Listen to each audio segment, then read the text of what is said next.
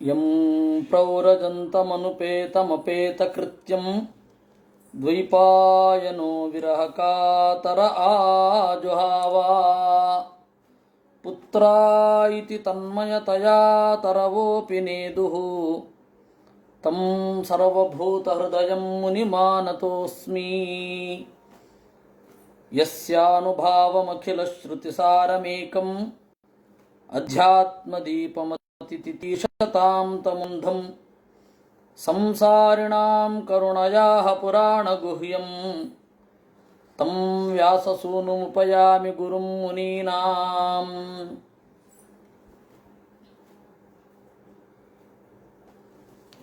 ನಾವು ಈಗ ಪಂಚಮಸ್ಕಂಧದ ಕೇತುಮಾಲ ಅಂತನ್ನುವ ವರ್ಷ ವರ್ಣನೆಯನ್ನು ನೋಡ್ತಾ ಇದ್ದೇವೆ. 18ನೇ ಅಧ್ಯಾಯದಲ್ಲಿ ಇದ್ದೇವೆ. ಆ ಕೇತುಮಾಲದಲ್ಲಿ ದೇವರ ಸನ್ನಿಧಾನ, ಅವನನ್ನು ಆರಾಧನೆ ಮಾಡುವ ಪುರುಷರ ಸ್ತೋತ್ರ, ಅದನ್ನು ನಾವು ನೋಡಬೇಕಿದೆ. ಕೇತುಮಾಲೆ ಭಗವಾನ್ ಕಾಮದೇವ ಸ್ವರೂಪೇಣ ಆಸ್ತೆ ಲಕ್ಷ್ಮ್ಯಾ ಪ್ರಿಯ ಚಿಕೀರ್ಷಯ. ಕೇತುಮಾಲವೆಂಬ ವರ್ಷದಲ್ಲಿ ಲಕ್ಷ್ಮಿಗೆ ಪ್ರಿಯವನ್ನುಂಟು ಮಾಡಬೇಕು ಎಂದು ಕಾಮದೇವ ರೂಪದಿಂದ ದೇವರಿದ್ದಾನೆ. ಪ್ರಜಾಪತೆ ದುಹಿತॄಣಾಂ ತದ್ವರಜಪತೀನಾಂ ಪುರುಷಾಯುಷ ಅಹೋರಾತ್ರ ಪರಿಸಂಖ್ಯಾನಾನಾಂ ಯಾಸಾಂ ಗರ್ಭಾಃ ಮಹಾಪುರುಷ ಮಹಾಸ್ತ್ರ ತೇಜಸ ಉದ್ವೇಜಿತ ಮನತಾಂ ವಿಧ್ವಸ್ತ ವ್ಯಸವ ಸಂವತ್ಸರಾಂತೆ ನಿಪತಂತಿ. ಅಲ್ಲಿ ಬಹಳ ವಿಚಿತ್ರವಾದ ಒಂದು ಘಟನೆ ಆಗತ್ತೆ, ಮತ್ತೆ ಆಗ್ತಾನೇ ಇರುತ್ತದು. ಪ್ರಜಾಪತಿಯ ಮಕ್ಕಳಿದ್ದಾರೆ, ಹೆಣ್ಣು ಮಕ್ಕಳು. ಅವರ ಗರ್ಭ 1 ವರ್ಷ ಆಗ್ತಿದ್ದ ಹಾಗೆ ಗರ್ಭಪಾತ ಆಗತ್ತೆ. ಯಾಕೆ ಅಂದ್ರೆ ಮಹಾಪುರುಷ ಮಹಾಸ್ತ್ರ ತೇಜಸ ಉದ್ವೇಜಿತ ಮನಸಾಂ, ಚಕ್ರ ಅಭಿಮಾನಿ ಕಾಮದೇವ ಇಲ್ಲಿದ್ದಾನೆ. ಆ ಕಾಮದ ಅಂದರೆ ಕಾಮಾಭಿಮಾನಿಯ ಭೀಕರತೆಯನ್ನು, ಬೀಭತ್ಸವನ್ನು ನೆನೆದು ಮನಸ್ಸು ಉದ್ವಿಗ್ನಗೊಂಡು ಗರ್ಭಪಾತ ಆಗಿಬಿಡತ್ತೆ. ಅತೀವ ಸುಲಲಿತ ಗತಿ ವಿಲಾತ ವಿಲಸಿತ ರುಚಿರ ಹಾಸ ಲೇಷಾವಲೋಕ ಲೀಲಯ ಕಿಂಚಿದುತ್ತಂಬಿತ ಸುಂದರ ಭ್ರೂಮಂಡಲ ಸುಭಗ ವದನಾರವಿಂದ ಶ್ರಿಯ ರಮಾಮ ರಮಯನ್ ಇಂದ್ರಿಯಾಣಿ ರಮಯತೆ. ಅತ್ಯಂತ ಚಂದದ ನಡೆ, ಆ ಬೆಡಗು ಭಿನ್ನಾಣ, ಇವುಗಳ ಸಮ್ಮಿಳನದಿಂದ ಉಂಟಾದ ಮುಗುಳು ನಗೆ, ಅದರಿಂದ ತುಂಬಿದ ನೋಟದ ಬೆಡಗು, ಕಿಂಚಿದುತ್ತಂಬಿತ ಸುಂದರ ಭ್ರೂಮಂಡಲ, ಒಂದು ಸ್ವಲ್ಪ ಹುಬ್ಬನ್ನು ಅವನು ಎತ್ತಿದ್ದಾನೆ. ಅರವಿಂದಶ್ರಿಯ ರಮಾಮ ರಮಯನ್ ಇಂದ್ರಿಯಾಣಿ ರಮಯತೆ, ರಮೆಗೆ ಸಂತೋಷವನ್ನು ನೀಡುತ್ತಾ ಅವಳ ಇಂದ್ರಿಯಗಳನ್ನು ಸಂತಸದ ತುತ್ತ ತುದಿಯಲ್ಲಿ ಇಡ್ತಾ ಇದ್ದಾನೆ. ತದ್ಭಗವತೋ ಮಾಯಾಮಯಂ ರೂಪಂ ಪರಮ ಸಮಾಧಿಯೋಗೇನ ರಮಾದೇವಿ ಸಂವತ್ಸರಸ್ಯ ರಾತ್ರಿಷು ಪ್ರಜಾಪತೆ ದುಹಿತೃಭಿ ಉಪೇತಾ ಅಹಸ್ಸು ತದ್ಭರ್ತೃಭಿ ಉಪೇತಾ ಉಪಾಸ್ತೆ. ಆ ಪರಮಾತ್ಮನ ಲೀಲಾಮಯವಾದ ರೂಪವನ್ನು ಧ್ಯಾನಪೂರ್ವಕವಾಗಿ ಲಕ್ಷ್ಮೀದೇವಿ ರಾತ್ರಿಯಲ್ಲಿ ಒಬ್ಬಳೇ ಆರಾಧನೆ ಮಾಡ್ತಾಳೆ. ಅವಳ ಜೊತೆಗೆ ಸ್ತ್ರೀಯರು ಇರ್ತಾರೆ. ಬೆಳಗ್ಗೆ ಪುರುಷರ ಜೊತೆಗೂಡಿ ಪೂಜಿಸುತ್ತಾಳೆ. ಅವಳಿಗೆ ಈ ರೀತಿ ಹಾಡ್ತಾಳೆ. ಅದು ಪರಮಾತ್ಮನಿಗೆ ಈ ರೀತಿ ಹೇಳ್ತಾರೆ. ಏನಿದು, ಏನು ಹೇಳ್ತಾ ಇದ್ದಾರೆ ಇಲ್ಲಿ ಅನ್ನೋದು ಅರ್ಥ ಆಗೋದಿಲ್ಲ. ಆಗ ಆಚಾರ್ಯರು ನಿರ್ಣಯ ಬರೆದರು, ಇಲ್ಲಿ ಹೇಳ್ತಾ ಇರೋದು ಕಾಮದೇವ ಸ್ಥಿತಂ ವಿಷ್ಣು ಉಪಾಸ್ತೆ ಶ್ರೀರತಿಸ್ಥತ. ರತಿಸ್ಥಿತ ಕಾಮದೇವ ಇದ್ದಾನೆ. ಆ ಕಾಮದೇವನ ಒಳಗಡೆ ಪ್ರದ್ಯುಮ್ನ ರೂಪಿ ಪರಮಾತ್ಮ ಇದ್ದಾನೆ. ಕಾಮದೇವನನ್ನು ಆರಾಧನೆ ಮಾಡ್ತಾ ರತಿ ಇದ್ದಾಳೆ. ಆ ರತಿಯ ಒಳಗಡೆ ಲಕ್ಷ್ಮೀದೇವಿ ಇದ್ದಾಳೆ. ಹೊರನೋಟದಲ್ಲಿ ಕಾಮದೇವ ರತಿಯರ ಲೀಲಾವಿಲಾಸ, ಒಳನೋಟದಲ್ಲಿ ಲಕ್ಷ್ಮೀನಾರಾಯಣರ ಲೀಲಾವಿಲಾಸ. ಕಾಮದೇವಂ ರತಿಶ್ಚಾಪಿ, ರತಿ ಕಾಮದೇವನನ್ನು, ಕಾಮನ ಅಂತರ್ಯಾಮಿಯಾದ ನಾರಾಯಣನನ್ನೂ ಸ್ತೋತ್ರ ಮಾಡ್ತಾಳೆ. ರತಿಯ ಒಳಗಡೆ ಇರುವ ಲಕ್ಷ್ಮೀದೇವಿ ನಾರಾಯಣನನ್ನು ಮಾತ್ರ ಸ್ತೋತ್ರ ಮಾಡ್ತಾಳೆ. ಕಾಮದೇವಂ ರತಿಶ್ಚಾಪಿ ವಿಷ್ಣೋಸ್ತು ಪ್ರಾಕೃತಾಂ ತನುಂ. ಈ ತರಹದ ವಿಚಿತ್ರ ಒಂದು ಕಾಮದೇವನ ಆರಾಧನೆ. ಆ ವರ್ಷದ ಒಡೆಯ ಕಾಮದೇವ, ಆ ಕಾಮದೇವನ ಒಳಗಡೆ ಇರುವ ಪ್ರದ್ಯುಮ್ನ, ಅವನನ್ನು ಆರಾಧನೆ ಮಾಡೋದು ರತಿ, ರತಿಯ ಒಳಗಡೆ ಇರುವ ಲಕ್ಷ್ಮೀದೇವಿ. ಈ ತರಹದ ಒಂದು ವಿಚಿತ್ರ ಲೀಲಾವಿಲಾಸ. ಏನು ಹೇಳ್ತಾಳೆ? ಹರಾಂ ಹ್ರೀಂ ಹ್ರೂಂ ಓಂ ನಮೋ ಭಗವತೆ ಹೃಷಿಕೇತಾಯ ಸರ್ವ ವಿಶೇಷವಿತ್ ಕ್ಷೇತ್ರಾತ್ಮನೆ ಆಕೂತೀನಾಂ ಚಿತ್ತಾನಾಂ ಚೇತಸಾಂ ವಿಚೇತಾನಾಂ ಚ ಅಧಿಪತಯೇ ಷೋಡಶಕಲಾಯ ಛಂದೋಮಯಾಯ ಅನ್ನಮಯಾಯ ಅಮೃತಮಯಾಯ ಸರ್ವಮಯಾಯ ಸಹಸೇ ಓಜಸೇ ಬಲಾಯ ಕಾಂತಾಯ ಕಾಮಾಯ ನಮಸ್ತೆ ಉಭಯತ್ರ ಭೂಯಾತ್. ಓಂ ನಮೋ ಭಗವತೆ ಹೃಷಿಕೇಶಾಯ, ಎಲ್ಲ ಇಂದ್ರಿಯಗಳ ಒಡೆಯನೇ ನಿನಗೆ ನಮಸ್ಕಾರ. ಹೃಷಿಕೇಶ ಅಂತ ಹೇಳಿದಾಗ ನಾರಾಯಣ ಹೃಷಿಕೇಶ, ಯಾಕೆ ಅಂದರೆ ಎಲ್ಲ ಇಂದ್ರಿಯಗಳ ಒಡೆಯ. ಹೃಷಿಕ ಅಂದರೆ ಇಂದ್ರಿಯ, ಅದರ ಈಶ ಅಂದರೆ ಒಡೆಯ. ಪರಮಾತ್ಮ ಹೃಷಿಕೇಶ, ಪರಮಾತ್ಮನ ಸನ್ನಿಧಾನ ಇರುವ ಕಾಮನೂ ಕೂಡ ಹೃಷಿಕೇಶನೇ. ಇಂದ್ರಿಯಗಳು ಕಾಮಕ್ಕೆ ಅನುಗುಣವಾಗಿ ತಿರುಗ್ತವಲ್ವಾ, ಆದ್ದರಿಂದಾಗಿ. ಸರ್ವ ವಿಶೇಷವಿತ್ ಕ್ಷೇತ್ರಾತ್ಮನೇ, ಎಲ್ಲವನ್ನೂ ಬಲ್ಲವ, ವಿಶೇಷವನ್ನು ಬಲ್ಲವ. ಕ್ಷೇತ್ರ ಅಂತಂದರೆ ಶರೀರ, ಪಿಂಡಾಂಡವೂ ಆಗಬಹುದು, ಬ್ರಹ್ಮಾಂಡವೂ ಆಗಬಹುದು, ಅದರ ಅಂತರ್ಯಾಮಿ. ಆಕೂತೀನಾಂ ಚಿತ್ತಾನಾಂ ಚೇತಸಾಂ ವಿಶೇಷಾಣಾಂಚ ಅಧಿಪತಯೇ. ಆಕೂತಿ ಅಂತಂದರೆ ಅಭಿಪ್ರಾಯ, ಚಿತ್ತ ಅಂತಂದರೆ ಮನಸ್ಸು, ಚೇತಸ್ ಅಂತಂದರೆ ನಿಶ್ಚಾಯಕವಾದ ಬುದ್ಧಿ, ಆ ಎಲ್ಲದಕ್ಕೂ ಒಡೆಯ. ಷೋಡಶ ಕಲಾಯ, 16 ಕಲೆಗಳನ್ನು ಅವನು ನಿಯಂತ್ರಣ ಮಾಡ್ತಾನೆ. ಯಾಕೆಂದರೆ ಜೀವನ ಇಡೀ ಜೀವನ ಚರಿತ್ರೆಯನ್ನು ಡ್ರೈವ್ ಮಾಡುತ್ತೆ. ಅದರಿಂದಾಗಿ ಷೋಡಶ ಕಲಾಯ ಛಂದೋಮಯಾಯ, ವೇದದ ತುಂಬ ಹರಡಿದೆ ಕಾಮ. ಅವನ ಬಯಕೆ ಹೇಗೋ ವೇದ ಆ ರೀತಿ. ಅವಸರ ಮಾಡಬಾರ್ದು, ಒಂದು ಸ್ವಲ್ಪ ಹೇಳ್ತೇನೆ. ಆಕೂತೀನಾಂ ಚಿತ್ತಾನಾಂ ಛಂದೋಮಯಾಯ ಅನ್ನಮಯಾಯ, ಎಲ್ಲ ಅನ್ನಗಳೂ ಕೂಡ ಕಾಮವನ್ನು ಪ್ರಚೋದನೆ ಮಾಡ್ತದೆ. ಅಮೃತಮಯಾಯ, ಸಾವಿಲ್ಲದ ಕಡೆಗೆ ಒಯ್ಯುವಂಥದ್ದು ಇದೇ ಇಚ್ಛೆ. ಈ ಇಚ್ಛೆ ಏನಿದೆ ಅದೇ ಮೂಲಭೂತವಾಗಿ ಸಾವನ್ನು ಗೆಲ್ಲುವತ್ತ ಬಯಸೋದು. ಸಾವನ್ನು ಗೆಲ್ಲುವ ಬಯಕೆ ತಪ್ಪಲ್ಲ, ಆದರೆ ಪುರುಷ ಒಬ್ಬ ಏನು ಮಾಡ್ತಾನೆ, ಸಾವನ್ನು ಗೆಲ್ಲೋದು ತಪ್ಪು ಮಾರ್ಗದಿಂದ ಗೆಲ್ಲಲಿಕ್ಕೆ ಪ್ರಯತ್ನ ಪಡ್ತಾನೆ ಅಂತ ಅಷ್ಟೇ ಅವನ ದೋಷ. ಉಪನಿಷತ್ತು ಹೇಳಿಲ್ವೇ ಮರ್ತ್ಯೇನ ಅಮೃತ ಮೀಪ್ಸತಿ ಅಂತ? ಐತರೆಯ ಉಪನಿಷತ್ತು ಹೇಳುತ್ತೆ, ಸಾಯುವ ಪದಾರ್ಥದಿಂದ ಸಾಯದಂತೆ ಬದುಕಲು ಹೋಗ್ತಾನೆ, ಅದೊಂದೇ ಮನುಷ್ಯನಲ್ಲಿರುವ ದೋಷ ಅಂತ. ಹೀಗಾಗಿ ಅಮೃತಮಯಾಯ ಅಂದ್ರು ಸಾಯದಂತೆ ಬದುಕಬೇಕು ಅನ್ನುವುದನ್ನ ಅದು ರೂಢಿಸುತ್ತೆ ಅಂತ. ಅದಕ್ಕೆ ಹೇಳಿದ್ದು ಅದು ಛಂದೋಮಯಾಯ, ಅಮೃತಮಯಾಯ, ಸರ್ವಮಯಾಯ, ಸಹಸೇ, ಎಲ್ಲರನ್ನ ಸೋಲಿಸುವ ಶಕ್ತಿ. ಸಹಸೆ, ಓಜಸೆ, ಬಲಾಯ, ಬದುಕುವ ಬಯಕೆಯೇ ಬಲ. ಕಾಂತಾಯ, ಅತ್ಯಂತ ಮನೋಹರನಾದ. ಕಾಮಾಯ, ಈ ತರಹದ ಜೀವದ ಬಯಕೆ ಮತ್ತೆ ದೇಹದ ಬಯಕೆಯನ್ನು ಇಟ್ಟ ಕಾಮನಿಗೆ ನಮಸ್ಕಾರ. ಇದು ಉಭಯತ್ರ ಭೂಯಾತ್, ಇಬ್ಬರಿಗೂ ಸಲ್ಲಲಿ ಅಂತ. ಕಾಮನಿಗೂ ಸಲ್ಲಲಿ,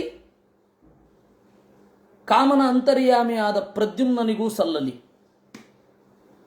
ಇನ್ನು ಉಭಯತ್ರ ಭೂಯಾತ್, ಈ ಲೋಕದ ಬದುಕಿನಲ್ಲಿಯೂ ಸಲ್ಲಲಿ, ಆ ಲೋಕದ ಬದುಕಿನಲ್ಲಿಯೂ ನಮ್ಮ ಕಾಮಗಳೆಲ್ಲ ಈಡೇರಲಿ. ಇದನ್ನು ಈಡೇರಿಸುವ ಪ್ರದ್ಯುಮ್ನನೇ ನಿನಗೆ ನಮಸ್ಕಾರ, ಓ ಕಾಮನೇ ನಿನಗೆ ನಮಸ್ಕಾರ ಅಂತ ಹೀಗೆ ಇರೋದು. ಮೊದಲು ನಾನು ಬೀಜಾಕ್ಷರದ ಅರ್ಥವನ್ನು ಹೇಳಲಿಲ್ಲ, ಮೊದಲು ಅದರ ವಿವರಣೆಯನ್ನು ಹೇಳಿದ್ದು, ಆಮೇಲೆ ಬೀಜಾಕ್ಷರವನ್ನು. ಕಾರಣ ಏನು ಅಂದರೆ ಬೀಜಾಕ್ಷರದ ವ್ಯಾಖ್ಯಾನವೇ ಮಂತ್ರ. ನೋಡಿ, ಕ್ಲೀಂ ಕೃಷ್ಣಾಯ ನಮಃ ಅಂತ ಏಕಾಕ್ಷರ ಮಂತ್ರವೂ ಉಂಟು, ಕ್ಲೀಂ ಅಂತ. ಹಾಗೆ ವೇದವ್ಯಾಸ ಅಷ್ಟಾಕ್ಷರ ಉಂಟು, ಅದರ ಬೀಜಾಕ್ಷರ ಏನಿದೆ ಅದೇ ಒಂದು ಮಂತ್ರ. ನಿಮಗೆ ಇನ್ನೂ ಹೇಳ್ತೇನೆ, ದಮ್ ದತ್ತಾತ್ರೇಯಾಯ ನಮಃ ಅಂತ ಆಚಾರ್ಯರು ಕೊಟ್ಟ ಮಂತ್ರ ತಂತ್ರಸಾರ ಸಂಗ್ರಹದಲ್ಲಿ. ಓಂ ದಮ್ ನಮಃ ಅಂತ ಕೂಡ ಹೇಳಬಹುದು. ಯಾಕೆ? ಈ ಬೀಜ ಅನ್ನೋದು ಏನನ್ನು ಹೇಳುತ್ತೆ, ಅದರ ವ್ಯಾಖ್ಯಾನವೇ ಮುಂದಿನ ಮಂತ್ರ. ಅದರಿಂದಾಗಿ ಮುಂದಿನ ಮಂತ್ರವನ್ನು ತಿಳಿದುಕೊಂಡ್ರೆ ಬೀಜಾಕ್ಷರಗಳ ಚಿಂತನೆ ಸುಲಭ. ಆದ್ದರಿಂದಾಗಿ ಬೀಜಾಕ್ಷರವನ್ನು ಮೊದಲು ತಿಳಿಯಬೇಕು ಅಂತ ಅನ್ನೋದು. ಬೀಜಾಕ್ಷರವನ್ನು ಹೇಗೆ ತಿಳಿಯಬೇಕು ಅದು ಮೂಲ, ಮುಂದಿನದ್ದು ವಿವರಣೆ. ಹಾಗೆ ತಿಳಿದುಕೊಂಡ್ರೆ ಬೀಜಾಕ್ಷರವನ್ನು ಡಿಕೋಡ್ ಮಾಡಲಿಕ್ಕಾಗ್ತದೆ. ಇದು ಎಲ್ಲ ತಂತ್ರಶಾಸ್ತ್ರದಲ್ಲಿ ಇರತಕ್ಕಂತಹ ನಿಯಮ. ವಸ್ತುತಃ ಶಾರ್ಂಗಧರ ಪದ್ಧತಿ ಮತ್ತು ತಂತ್ರಾಲೋಕ ಮೊದಲಾದ ಎಲ್ಲ ತಂತ್ರಗ್ರಂಥಗಳಲ್ಲಿ ಕಾಮನನ್ನು ಒಲಿಸುವ ಮಂತ್ರಗಳುಂಟು. ಆದರೆ ಭಾಗವತದ ಮಂತ್ರ ಅತ್ಯಂತ ಪ್ರಬಲ. ಯಾಕೆ ಅಂದರೆ ಕಾಮ ಅನ್ನೋನು ಪ್ರತಿಮೆ, ಆ ಕಾಮ ಅನ್ನುವ ಪ್ರತಿಮೆಯ ಒಳಗಡೆ ಇರುವ ಪ್ರದ್ಯುಮ್ನ ಅವನು ಪ್ರತಿಪಾದ್ಯ. ಅದಕ್ಕೆ ಉಭಯತ್ರ ಭೂಯ ತಂದಿದ್ದು, ಈ ಲೋಕದ ಬಯಕೆಗಳು ಈಡೇರಲಿ ಯೋಗ್ಯವಾಗಿದ್ದಲ್ಲಿ, ಆ ಲೋಕದ ಬಯಕೆಗಳು ಈಡೇರಲಿ ಲೋಕವನ್ನು ದಾಟಿ ಆದ್ಮೇಲೆ ಅದು ಯೋಗ್ಯವಾಗಿದ್ದಲ್ಲಿ ಅಂತ. ಈ ಹಿನ್ನೆಲೆಯಲ್ಲಿ ನಾವು ನೋಡಬೇಕಾಗತ್ತೆ. ಸರಿ, ಹರಾಮ್ ಅಂದ್ರೆ ಅರ್ಥ ಏನು? ಹರತಿ ಇತಿ ಹರ, ಹರಹ. ಯಾವುದು ನಮ್ಮನ್ನು ಸೆಳೆಯುತ್ತೆ ಅದು ಹರ. ಅ ಅಂತನ್ನೋದು ಪರಮಾತ್ಮನನ್ನ ಕುರಿತಾದ ಮಾತು. ಆದ್ದರಿಂದಾಗಿ ಹರ, ಹರ ಪ್ಲಸ್ ಅ ಹರ ಅಂತಾಗುತ್ತೆ. ಅದನ್ನು ಈಡೇರಿಸುವವನು ಅವನೊಬ್ಬನೇ. ಆ ರಂಗ ಅನ್ನೋದು ಒತ್ತಿ ಹೇಳುತ್ತೆ, ಬಯಕೆಯನ್ನು ಈಡೇರಿಸುವವನು ದೇವನೇ ಅಂತ. ಆದ್ದರಿಂದಾಗಿ ಹರಾಂ ಅಂತ. ಇನ್ನು ಹರ ಪ್ಲಸ್ ಈ ಲಕ್ಷ್ಮೀದೇವಿಯಿಂದ ಕೂಡಿದ್ದಾನೆ. ಈ ಅಂತಂದರೆ ಲಕ್ಷ್ಮೀದೇವಿಯ ಹೆಸರು. ಪ್ರದ್ಯುಮ್ನ ಅಂತಂದರೆ ಅದೇ ತಾನೇ ಅರ್ಥ, ಹಿರಿದಾದ ಸಂಪತ್ತನ್ನು ಹೊಂದಿದ್ದಾನೆ. ಹಿರಿದಾದ ಸಂಪತ್ತು ಯಾವುದು? ಲಕ್ಷ್ಮೀದೇವಿಯೇ ಅವನ ಅಡಿಯಾಳು. ಹೀಗಾಗಿ ಅವನು ಪ್ರದ್ಯುಮ್ನ. ಅದು ಹ್ರೀಂ ಅಂತಾಗಿದೆ. ಊ ಅಂದರೆ ರುದ್ರ, ರುದ್ರನ ಪ್ರತಿನಿಧಿಯಾದ ಮನಸ್ಸು. ಮನಸ್ಸಿನ ಒಳಗಡೆ ಕಾಮನೆಯನ್ನು ತುಂಬುತ್ತಾನೆ ಅಂತ. ಅದು ಇದಕ್ಕಿಂತ ವಿಲಕ್ಷಣವಾಗಿ ಇರ್ತದೆ. ಆದ್ದರಿಂದಾಗಿ ಅದು ಹ್ರೂಂ, ಹರಾಂ ಹ್ರೀಂ ಹ್ರೂಂ ಅಂತ ಹೇಳಿ 3 ಬೀಜಾಕ್ಷರಗಳು ಪ್ರದ್ಯುಮ್ನನ ಬೇರೆ ಬೇರೆ ಗುಣಗಳನ್ನು ಪ್ರತಿಪಾದನೆ ಮಾಡುತ್ತೆ. ಸರಿ, ಹಾಗಾದರೆ ಹರಾಂ ಹ್ರೀಂ ಹ್ರೂಂ ಅಷ್ಟೇ ಸಾಕಲ್ವೇ? ಸಾಕು, ಖಂಡಿತ ಸಾಕು. ಇಷ್ಟೆಲ್ಲ ಯೋಚನೆ ಬರೋದಾದರೆ ನೋಡಿ, ಮುಂದೆ ನೋಡಿ, ಹೃಷಿಕೇಶಾಯ ಅಂದರು. ಹೃಷಿಕೇಶಾಯ ಅಂದರೆ ಇಂದ್ರಿಯಗಳ ಒಡೆಯ. ಆ ಇಂದ್ರಿಯಗಳ ಒಡೆಯ ಇಂದ್ರಿಯಗಳನ್ನೆಲ್ಲ ಒಂದು ಕಡೆಗೆ ತರ್ತಾನೆ. ಅದಕ್ಕಾಗಿ ಹರಾಂ, ಹೃಷಿಕೇಶಾಯ ಅನ್ನೋದರ ವ್ಯಾಖ್ಯಾನ ಹರಾಂ ಅಂತ. ಇನ್ನು ಸರ್ವ ವಿಶೇಷವಿತ್ ಕ್ಷೇತ್ರಾತ್ಮನೆ ಅಂತ, ಕ್ಷೇತ್ರದ ಒಳಗಡೆ ಇದ್ದಾನೆ, ಅದು ಹ್ರೀಂ ಅಂತನ್ನೋದು. ಆಕೂತೀನಾಂ ಚಿತ್ತಾನಾಂ ಚೇತಸಾಂ ವಿಶೇಷಾಣಾಂಚ ಅಧಿಪತಯೇ, ಅದು ಹ್ರೀಂ. ಎಲ್ಲ ವಿಶೇಷಗಳು ಏನಿದೆ, ಅಸಾಧಾರಣ ಗುಣಗಳು ನಮ್ಮನ್ನು ಸೆಳಿತವೆ. ಅದರಿಂದಾಗಿ ಹರ.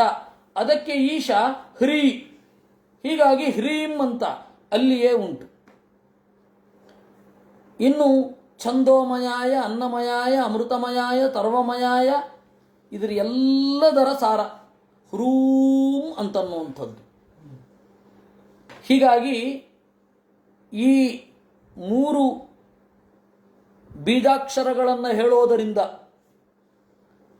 ಮುಂದಿನ ಎಲ್ಲ ವಿಶೇಷಣಗಳ ಚಿಂತನೆ ಬರೋದಾದರೆ, ಮುಂದಿನ ಎಲ್ಲ ಅರ್ಥ ನಿಮಗೆ ಹರಾಂ ಹ್ರೀಂ ಹ್ರೂಂನಲ್ಲೇ ಬರೋದಾದರೆ ಖಂಡಿತವಾಗಿ ಅಷ್ಟೇ ಮಾಡಿ. ಹಾಗೆ ಬರಲ್ಲ ಅಂತ ತಾನೇ ನಾವು ಅದನ್ನು ವ್ಯಾಖ್ಯಾನ ಮಾಡೋದು. ಇವಾಗ ನಮಃ ಮತ್ತು ಸ್ವಾಹ ಎರಡು ಒಂದೇ. ನಮಃ ಅಂದ್ರೇನು? ನಾನು ನನ್ನ ಸ್ವತ್ವವನ್ನು ತ್ಯಾಗ ಮಾಡಿದ್ದೇನೆ ಅಂತ. ಸ್ವಾಹ ಅಂದ್ರೇನು? ಅದು ಸ್ವತ್ವ ತ್ಯಾಗವೇ. ಈ ವಸ್ತುವಿನ ಮೇಲೆ ನನ್ನದು ಅನ್ನುವ ಅಭಿಮಾನವನ್ನು ಬಿಟ್ಟಿದ್ದೇನೆ. ಆ ಅಭಿಮಾನ ಬಿಡೋದೇ ಸ್ವಾಹ ಶಬ್ದದ ಅರ್ಥ. ನಮಃ ಅಂದ್ರೂ ಅದೇ ಅರ್ಥ, ನನ್ನದೇನೂ ಇಲ್ಲ ಅಂತ. ಹಾಗಾದ್ರೆ ನಮಃ ಅಂತ ಹೇಳಿ ಸ್ವಾಹಕಾರ ಹಾಕಬಹುದಲ್ಲ. ನಾರಾಯಣಾಯ ನಮಃ ಅಂತ ಸ್ವಾಹಕಾರ ಹಾಕಬಹುದು. ಆದರೆ ಆ ಸ್ವತ್ವತ್ಯಾಗ, ನಮಃ ಅನ್ನೋ ಶಬ್ದ ತೀವ್ರವಾಗಿ ಸ್ವತ್ವತ್ಯಾಗವನ್ನು ಹೇಳಲ್ಲ. ಅಂದರೆ ನಮಸ್ಕಾರ ಮಾಡುವಾಗ ದೇಹವನ್ನು ಒಪ್ಪಿಸ್ತೇವೆ ಅಂತ ಹೇಳುತ್ತೆ. ಆದರೆ ಆಳವಾದ ಮನಸ್ಸಿನ ಅಭಿಮಾನವನ್ನು ಬಿಡೋದು ಅಂತನ್ನುವ ಅನುಸಂಧಾನ ಸ್ವಾಹ ಶಬ್ದದಿಂದ ಆಗಲ್ಲ. ಅದು ನಮ್ಮ ದೌರ್ಬಲ್ಯ. ಯಾರಿಗೆ ನಮಃಶಬ್ದದಿಂದ ಆಗತ್ತೆ ಅವ್ರು ಮಾಡ್ಬೋದು. ಮತ್ತೆ ವೇದ ಹೇಳಿದೆಯಪ್ಪ, ಸ್ವಾಹ ಅನ್ನೋ ಶಬ್ದದಿಂದ ಸ್ವತ್ವತ್ಯಾಗ, ನನ್ನದು ಅನ್ನುವ ಅಭಿಮಾನವನ್ನು ತ್ಯಾಗ ಮಾಡೋದು ಅಂತ. ಹಾಗಾಗೋದಿದ್ರೆ ಮಾಡಿ, ಏನು ತೊಂದರೆ ಇಲ್ಲ. ಹಾಗಾಗಲ್ಲ, ಅದು ನಮ್ಮ ದೌರ್ಬಲ್ಯ ಅಲ್ವಾ, ಅದರಿಂದಾಗಿ ನಾವು ಮಾಡಬೇಕಾಗುತ್ತೆ. ಈಗ ಪರಿಷೇಕ ಇದೆ. ಪರಿಷೇಕದ ಅಭಿಪ್ರಾಯ ಏನು? ಪ್ರೋಕ್ಷಣ. ಪ್ರೋಕ್ಷಣ ಏನು? ಶುದ್ಧೀಕರಣ. ಶುದ್ಧೀಕರಣ ಹೇಗೆ? ಅರ್ಪಣ. ವಸ್ತುವಿನ ಅರ್ಪಣೆ ಅನ್ನೋದು ಶುದ್ಧೀಕರಣ ಅಲ್ವಾ? ಆದರೆ ಆ ತೀವ್ರತೆ ಬರಲ್ಲ, ಅದರಿಂದಾಗಿ ಮಾಡಿ ಅಂತಾರೆ. ನೋಡಿ, ನಾವು ಊಟದ ಮೊದಲು ಪ್ರಾಣಾಹುತಿಯನ್ನು ತೆಗೆದುಕೊಳ್ತೇವೆ. ಪ್ರಾಣಾಯ ಸ್ವಾಹ, ಪಾನಾಯ ಸ್ವಾಹ, ವ್ಯಾನಾಯ ಸ್ವಾಹ. ಅಲ್ಲಿ ಈ ಅನ್ನವನ್ನು ನಾನು ತಿನ್ನೋದು, ನಮಃ ಅಂತನೂ ಕೆಲವರು ಹೇಳ್ತಾರೆ. ಈ ಅನ್ನವನ್ನು ನಾನು ಇಡೀ ಊಟವನ್ನು ನಾನು ತಿನ್ನೋದು ಪ್ರಾಣನ ಕ್ರಿಯೆಗೆ ಅನುಕೂಲ ಆಗಲಿ, ಅಪಾನನ ಕ್ರಿಯೆಗೆ ಅನುಕೂಲ ಆಗಲಿ, ವ್ಯಾನನ ಕ್ರಿಯೆಗೆ ಅನುಕೂಲ ಆಗಲಿ, ಉದಾನನ ಕ್ರಿಯೆಗೆ ಅನುಕೂಲ ಆಗಲಿ. ನಾನು ಉಣ್ಣುವ ಅನ್ನ ಅನ್ನೋದು ಪ್ರಾಣನ 5 ತರಹದ ಕ್ರಿಯೆಗಳಿಗೆ ಅನುಕೂಲವಾಗಲಿ ಅಲ್ವಾ? ಈ ಅನುಸಂಧಾನ ಅದು ಪ್ರಾಣಾಹುತಿ ತಗೊಳ್ಳುವಾಗ ಇಲ್ಲದೆ ಹೋದರೆ ಪ್ರಯೋಜನ ಇಲ್ಲ. ಬೇರೆ ಸಾಮಾನ್ಯ ಸಂದರ್ಭಗಳಲ್ಲಿ ಇದ್ದರೆ ಈ ಆರಂಭದಲ್ಲಿ ಪ್ರಾಣಾಹುತಿ ತಗೊಳ್ಬೇಕಿಲ್ಲ. ಅದು ನಮಗಿಲ್ಲ ಅಂತ ತಾನೆ, ಅದು ಆ ತರಹ ಇಲ್ಲ ಅಂತ ತಾನೆ. ಕ್ರಿಯೆ ಆದರೂ ಉಳಿಲಿ, ಮುಂದೆ ಯಾವತ್ತೋ ಒಂದು ದಿವಸ ಜ್ಞಾಪಕ ಆಗಲಿ ಅಂತ ತಾನೆ. ಹಾಗೆ ಇದೆಲ್ಲವೂ ಕೂಡ. ಅದರಿಂದ ಯಾವುದೇ ಬೀಜಾಕ್ಷರದ ವ್ಯಾಖ್ಯಾನ ರೂಪವಾಗಿ ಮುಂದೆ ಅದನ್ನು ಹೇಳಬೇಕಂದ್ರೆ ನಿಮ್ಮ ಅಗತ್ಯವನ್ನು ನೋಡಿಕೊಂಡು ನೀವು ಹೇಳಬೇಕಾ ಬಿಡಬೇಕಾ ತೀರ್ಮಾನ ಮಾಡಬೇಕು. ಅದಕ್ಕಾಗಿ ಏಕಾಕ್ಷರ ಮಂತ್ರಗಳಿವೆ, ಅದನ್ನು ಹೇಳಬಹುದು. ಇವಾಗ ಅಂ ನಮಃ ಅಂತ ಹೇಳಬಹುದು. ಆದರೆ ನಮಗೆ ಬರುತ್ತಾ ಅನುಸಂಧಾನ ಅನ್ನೋದನ್ನು ನೋಡ್ಕೊಂಡು ಅಜಾಯ ನಮಃ ಅಂತಂದು ಆಂ ನಮಃ ಅಂತ ಹೇಳಬಹುದು. ನಮಗೆ ಅನುಸಂಧಾನ ಬಂದರೆ ಬರುತ್ತಾ ಇಲ್ವಾ ನಮ್ಮನ್ನು ನಾವು ಟೆಸ್ಟ್ ಮಾಡಿಕೊಂಡು ಆನಂದಾಯ ನಮಃ ಅನ್ಬೇಕು. ಹೀಗಾಗಿ ಅದು ನಮ್ಮ ಅನುಕೂಲಕ್ಕಾಗಿ ಇರತಕ್ಕಂಥದ್ದು. ಈ ಹಿನ್ನೆಲೆಯಲ್ಲಿ ಆ ಚಿಂತನೆಗೆ ಮುಖ್ಯ ಅಷ್ಟೆ. ಹ್ರಾಂ ಹ್ರೀಂ ಹ್ರೂಂ ಅಂದರೆ ಉಳಿದದ್ದೆಲ್ಲ ಬರೋದಾದರೆ ಹೇಳಬೇಕಾದ ಅಗತ್ಯ ಇಲ್ಲ. ಬರಲ್ಲ ಅಂತ ವೇದವ್ಯಾಸರಿಗೆ ಗೊತ್ತು. ಮತ್ತೆ ಹ್ರಾಂ ಹ್ರೀಂ ಹ್ರೂಂ ಅಂದರೆ ಏನು ಅರ್ಥ, ವ್ಯಾಖ್ಯಾನ ಇಲ್ಲಿದೆ. ಹೇಳಬೇಕಾ? ಅದು ನಿಮ್ಮ ಅನುಕೂಲದ ಮೇಲಿದೆ. ಈ 2 ಸಂಗತಿಗಳನ್ನು, 2 ಆಯಾಮಗಳನ್ನು ನೋಡಿ ಮುಂದೆ ಹೋಗೋಣ. ಏನು ಹೇಳ್ತಾಳೆ? ಸ್ತ್ರಿಯೋ ವ್ರತೈಸ್ತ್ವಾಂ ಹೃಷಿಕೇತಮೀಶ್ವರಂ ಆರಾಧ್ಯ ಲೋಕೆ ಪತಿಮಾಚತೇನ್ಯಂ ಅನೇನ ತಾಸಾಂ ಪರಿಪಾಸ್ಯ ಪತ್ಯಂ ಪ್ರಿಯಂ ಧನಾಯುಂಷಿ ಯತೋ ಸ್ವತಂತ್ರಾ. ಎಲ್ಲ ಹೆಣ್ಣು ಮಕ್ಕಳು ವ್ರತಗಳಿಂದ ನಿನ್ನನ್ನು ಆರಾಧಿಸುತ್ತಾರೆ, ಬೇರೆಯವನನ್ನು ಗಂಡನನ್ನಾಗಿ ಪಡೆಯುತ್ತಾರೆ. ಏನ್ರಿ ಈ ಸ್ಟೇಟ್ಮೆಂಟು? ಇದು ಹೇಳ್ತಾ ಇರೋದು ಲಕ್ಷ್ಮೀಯ ದೇವಿಯ ಲೆವೆಲಲ್ಲಿ ಅನ್ನೋದು ನೆನಪಿರಲಿ. ನೋಡಿ, ಸ್ತ್ರೀಯ ಎಲ್ಲ ಹೆಣ್ಣು ಮಕ್ಕಳು ವ್ರತೈಹಿ ತಮ್ಮ ವ್ರತಗಳಿಂದ ಋಷಿಕೇಶಂ ಇಂದ್ರಿಯಗಳ ಒಡೆಯನಾದ ಈಶ್ವರಂ ಸ್ವಾಮಿ ಎಂದು ನಿನ್ನನ್ನು ಆರಾಧನೆ ಮಾಡಿ ಲೋಕದಲ್ಲಿ ಅನ್ಯಂಪತಿಂ ಆಶಾಸತೆ ಬೇರೆ ಗಂಡನನ್ನು ಬಯಸುತ್ತಾರೆ. ಯಾಕೆಂದರೆ ಅವರಿಗೆ ಇವನ ಲೆವೆಲ್ಗೆ ನಾವು ಸಲ್ಲುವುದಿಲ್ಲ ಅಂತ ಗೊತ್ತು. ಹೀಗಾಗಿ ಗಂಡ ಏನಿದ್ದಾನೆ ಅವನು ಒಳ್ಳೆಯವನು ಸಿಗಬೇಕಾದ್ರೆ ಇವನನ್ನು ಆರಾಧನೆ ಮಾಡಬೇಕು, ದೇವರನ್ನು ಆರಾಧನೆ ಮಾಡಬೇಕು ಅಷ್ಟೇ. ಅನೇನ ತಾಸಾಂ ಪರಿಪಾಸ್ಯ ಪತ್ಯಂ, ಹೀಗೆ ಆರಾಧನೆ ಮಾಡಿದಾಗ ಅವರಿಗೆ ಪ್ರಿಯವಾದ ವ್ಯಕ್ತಿಯನ್ನು ಪಾಲನೆ ಮಾಡ್ತಿ, ಅವರ ಮಕ್ಕಳನ್ನು ಪಾಲನೆ ಮಾಡ್ತಿ, ಅವರ ಹಣವನ್ನು ಅವರ ಆಯುಷ್ಯವನ್ನು ನೀನು ಪಾಲನೆ ಮಾಡ್ತಿ. ಅಲ್ಲ, ದೇವರನ್ನು ಆರಾಧಿಸಿದರೆ ಗಂಡನನ್ನು ಪಾಲನೆ ಮಾಡ್ತಿ ಯಾಕೆ ನೀನು? ಅಂದರೆ ಅವರು ಅಸ್ವತಂತ್ರರಲ್ವ, ಆದ್ದರಿಂದಾಗಿ ಇವರ ಪರವಾದ ಪೂಜೆಯನ್ನ ನೀನು ಸ್ವೀಕರಿಸಿ ನೀನು ಅವರನ್ನು ರಕ್ಷಣೆ ಮಾಡ್ತಿ ಅಂತ ಹೇಳ್ತಾ ಇದ್ದಾರೆ. ಲಕ್ಷ್ಮೀದೇವಿ ಹೇಳುವ ಮಾತು ನೆನಪಿಟ್ಟುಕೊಳ್ಳಿ, ರತಿ ಹೇಳುವ ಮಾತು. ಆದ್ದರಿಂದಾಗಿ ನಾವು ಇಲ್ಲಿ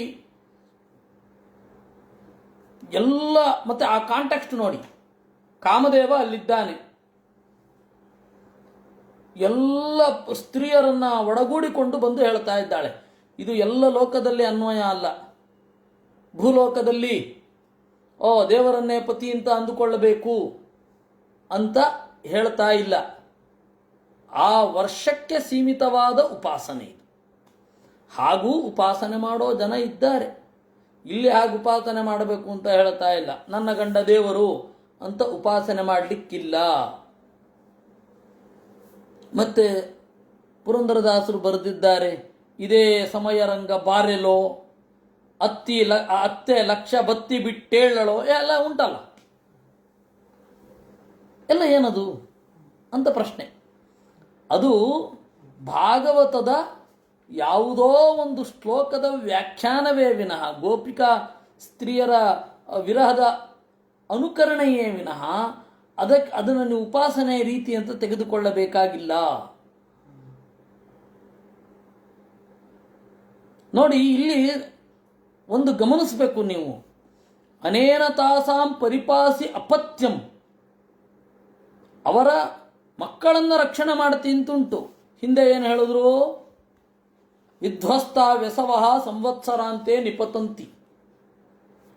ಗರ್ಭವನ್ನು ಧರಿಸ್ತಾರೆ, 10 ತಿಂಗಳಾದ ಮೇಲೆ ಚಕ್ರ ಇದೆ ಅನ್ನುವ ಭಯದಿಂದ ಎಲ್ಲ ಗರ್ಭಸ್ರಾವ ಆಗತ್ತೆ ಅಂದರು.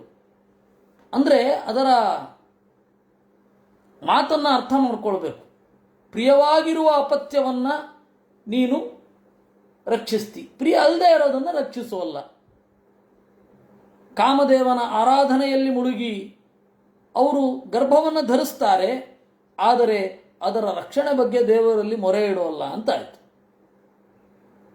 ಈ ತರಹದ ಬಹಳ ವಿಚಿತ್ರವಾದ ಘಟ್ಟ ಇದು, ಕಾಮದೇವನನ್ನು ಸ್ತೋತ್ರ ಮಾಡೋದು.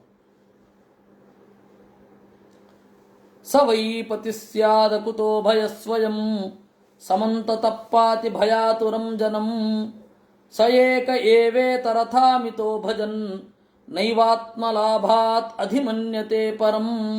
ಸ ವೈ ಪತಿ ಸ್ಯಾದ ಕುತೋ ಭಯ ಸ್ವಯಂ, ಅವನು ಪತಿ ಸ್ಯಾತ್, ಅವನು ಗಂಡ, ಅವನು ಪತಿ. ಪತಿ ಅಂದರೆ ಗಂಡ ಅಂತ ಅನುವಾದ ಮಾಡಲಿಕ್ಕೆ ಬರೋಲ್ಲ, ಅವನು ಒಡೆಯ. ಈ ಎಲ್ಲ ಈ ವರ್ಷವೆಂಬ ಪ್ರದೇಶದಲ್ಲಿರುವ ಎಲ್ಲ ಸ್ತ್ರೀಯರು ಕೂಡ ಒಡೆಯ ಯಾರು? ಕಾಮ ಅಥವಾ ಪ್ರದ್ಯುಮ್ನ. ಯಾಕೆಂದ್ರೆ ಅವನು ಮೊದಲು ಭಯ ಇರಬಾರದು. ಅವನು ಭಯವಿಲ್ಲದೆ ಎಲ್ಲರನ್ನ ಭಯದಿಂದ ಕಾಪಾಡ್ತಾನೆ. ಸ ಏಕ ಏವ ಇತರಥ, ಅವನೊಬ್ಬನೇ. ಇಲ್ಲ ಅಂತ ಹೇಳಿದರೆ ಭಯ, ಒಬ್ಬರಿಂದ ಇನ್ನೊಬ್ಬರು ರಕ್ಷಿಸ್ಕೋತಾರೆ.